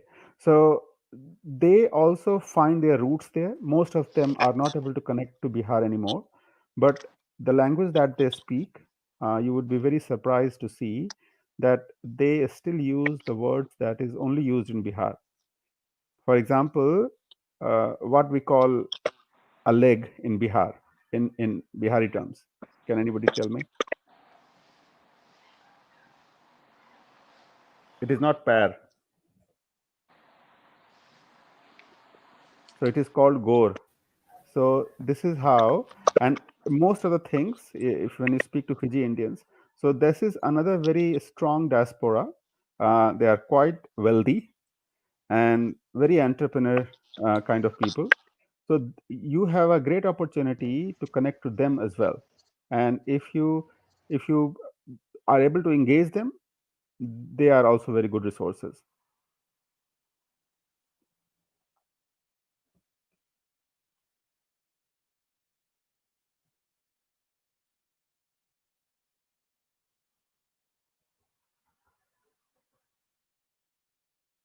I'm concluding here. Hello. Yeah. Yeah. So we're listening. Yeah. So this is my input. So again, it's very important that we need to find a framework that we could connect to the people. This framework to be initiated by the government of Bihar, so that people feel confident that it is the right place to connect to. I know there are earlier even some other organizations tried to connect people of Bihar to do something there, but I'm not sure how much investment really into the state. But if something is properly initiated by the government of Bihar, people will feel confident, and then it will be easier for the industries to engage them. Thank you. Thank you, Abhijit. Thank you, Abhijit, for joining us. And Anand, you are there. Can you complete your speech? We are getting late. Can you hear me now? Yes. Thank you. Yep. So, yep. So sorry, it's in a really bad internet today because it's raining down here in Australia. So apologies for that to all our listeners, and apologies to Abhishek ji. So like I was saying, mentioning before, I was searching about the industry, like what our entrepreneurs can do, and for the startups. So there are potential 6 to 7 areas I would like to mention today. So first is remote healthcare, and Professor Nekrela is a good friend of us. So as you mentioned, there's a huge, and as you have also mentioned, there's a huge opportunity in the healthcare sector. So and especially in the remote healthcare, we have a facility, we have the healthcare sectors particularly in the cities. But when it comes to a remote area, so people, I know the people, if they come from like 2 kilometers, they travel especially just 200 kilometers, 300 kilometers, just to access the healthcare system. So there's a huge gap, and the entrepreneurs can fit into that area. They can look for the potential. They can look for the areas they can fit in, like for the medicine shops and stuff. There are not so much medicines available in the remote area. They have to travel like 50 kilometers, 60 kilometers to access to those medicines. So there is an potential in that, and it doesn't. And the good thing about that business, it doesn't require a lot of finances. So and in terms, and though, but one thing to not to mention, there's a requirement for the degrees and also so entrepreneurs should handle that before they deep dive into that sector. So also the second sector, and it's been like in the last 10 years has been very good in that area. Retail and distribution. So we managed to attract in the last 10 years like good industries in the like clothing industries, or it's the hospitality and stuff is booming every day. So and based on that industry, we can see that none of the industries none of the industries is in the bad position. So they're all making the profit up. So there's a huge potential, and the good thing about the Bihar community is there is a customer base. There is a customer base for every such brands. There's a customer base for the top brand. There's a customer base for the medium average range brand as well. So we can look into that. Those who are planning to do the businesses in that area, they can look into that part as well.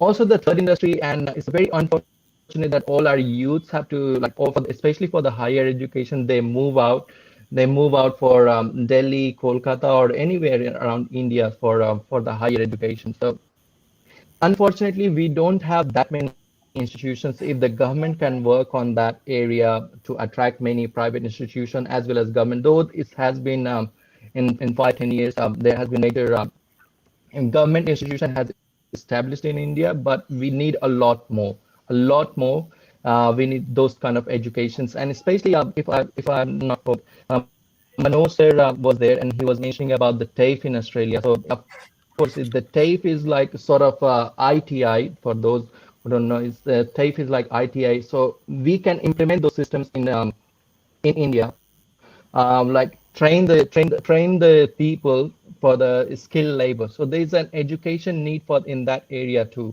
like artificial intelligence and your software training, software development, web development, and those sort of areas need a massive, and especially those with the FDI. FDI is introduced by the after the COVID, a lot many industries want to come into the India, so we can take as a potential. We can train our workers. We can train our.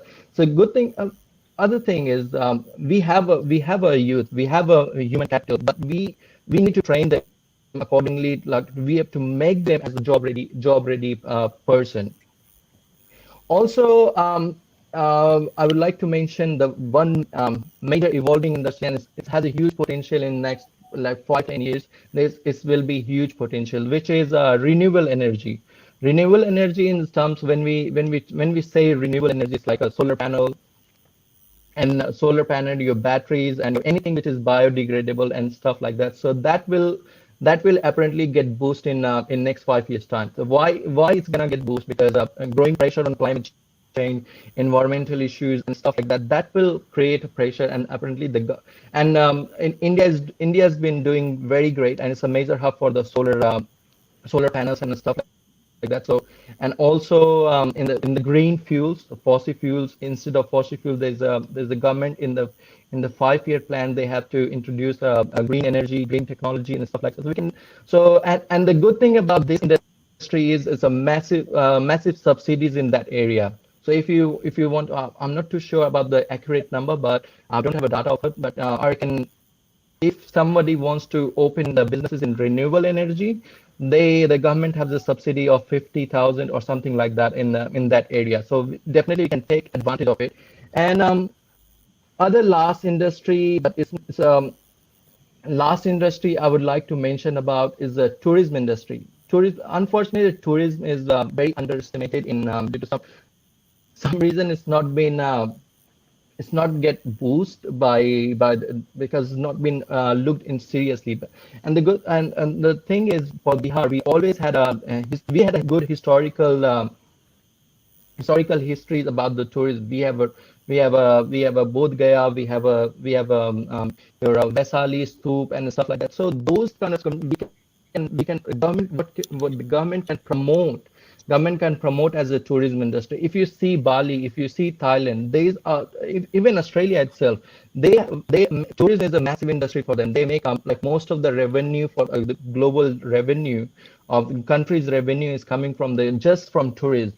So how surprising is that? So tourism, we always underestimate what tourism can do, but the tourism is a massive industry, and it create a massive employment drive. So most of the like and tourism can be a big industry in Bihar, and we have a potential. And definitely, if the government can work seriously, and though government is doing it, so recently the government is like half built Rajgir Stadium, and use glass bridges and also. So of course it's going to attract the tourism in future, but we need a lot more. We need a lot more conserving the ecosystem, conserving our biodiversity.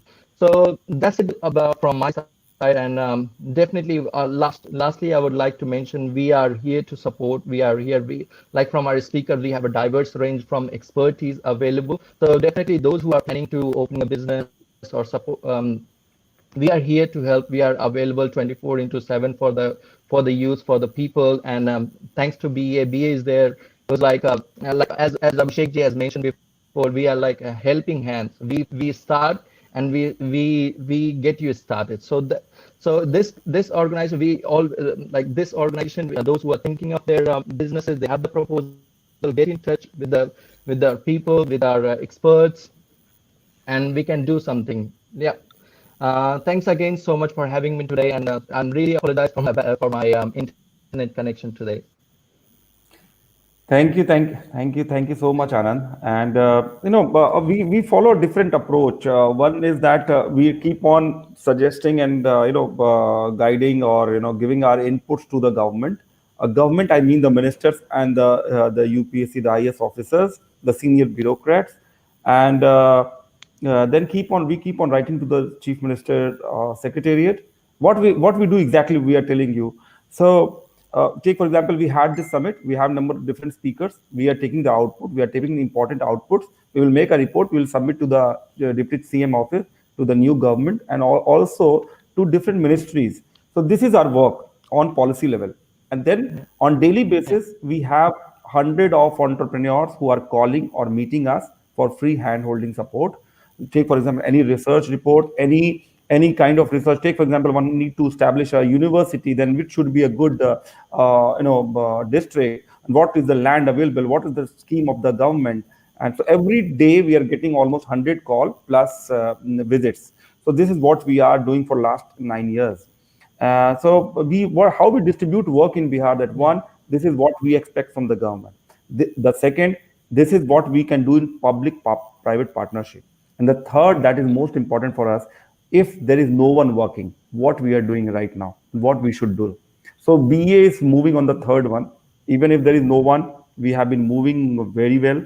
And when there was no support, no financial support from Department of Industries, Government of Bihar, we got support by the grace of Almighty from US government, and thanks to US Department of State.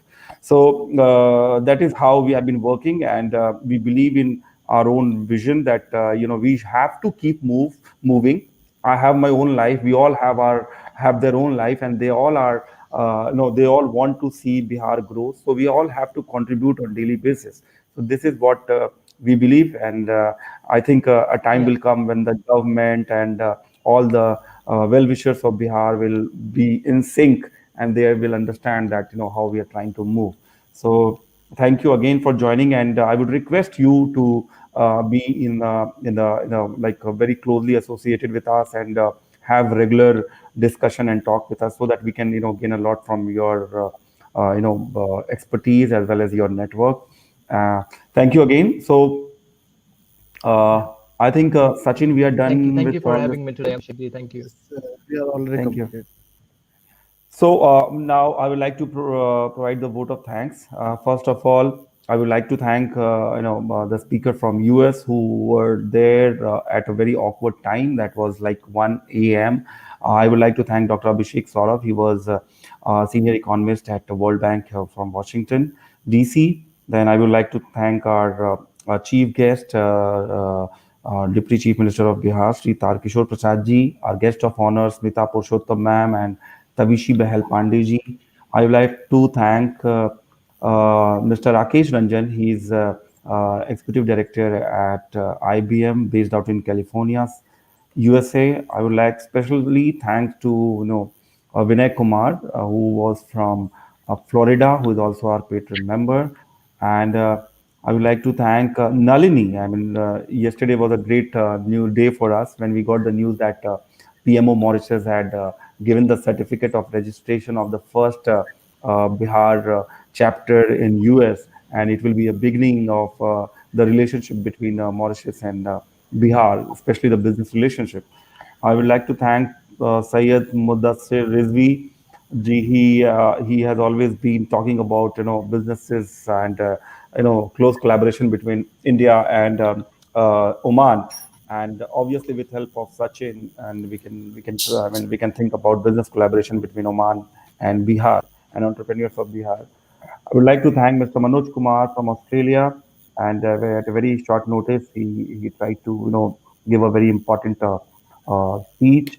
As always, we are thankful to Mr. S.K. Sahi ji for his experienced thoughts. I would like to thank Anand, you, and though there was net problem at your location, I mean, we finally, we had your thoughts. Thanks to Mr. Abhishek Mantat. Thanks to Dr. Shivaji Chandran, whom we need to connect so that we can bring more and more Department of Science Technology interference and support in the state of Bihar, because Bihar has been lagging in this front. DST is giving a lot of support to different states, but Bihar was not able to get that support.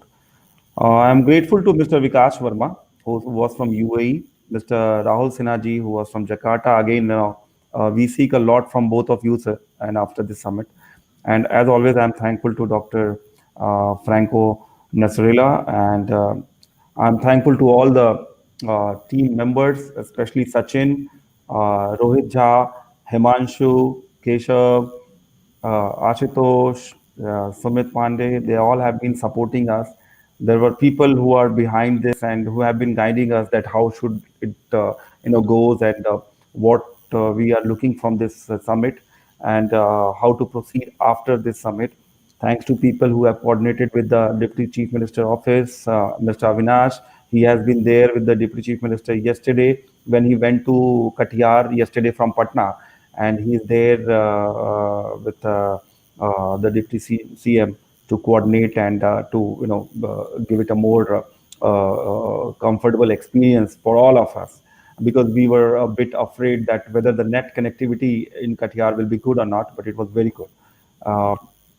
So thanks to him also. I request all of you to visit sometime whenever you are free to discuss with us.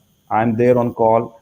All the BA president, vice president, they all are always available and helpful to coordinate. I will request you all to go through BA websites, suggest us in how we can move. Let me tell you some brief, a very small requirement that Bihar has many industrial parks. Most of them are not able to, get through. In Bihar, there are 15,000, more than 15,000 plus applications to start up Bihar. Some of them are very good, and some, most of them are obviously just a idea without much, mentored support. So those ideas, those startups need a very good amount of mentoring. It will not only give a sense of satisfaction that you are giving back to the state, but it will also, it can, and we have seen some examples. A small startup with just one idea, it is giving jobs to like 350 people currently, and more, and another one to 600 people right now in last 3-4 years. So we seek your regular guidance, support, and I thank all the audience who have joined us, who all have registered, and we will be in touch by sending you mail. We would be trying to connect to you to have more contribution, more ideas, more information from your side. Thank you so much. Have a nice day. Have a great day. Thank you for joining us. Thank you, sir. Thank you. Thanks a lot to all. Thank you.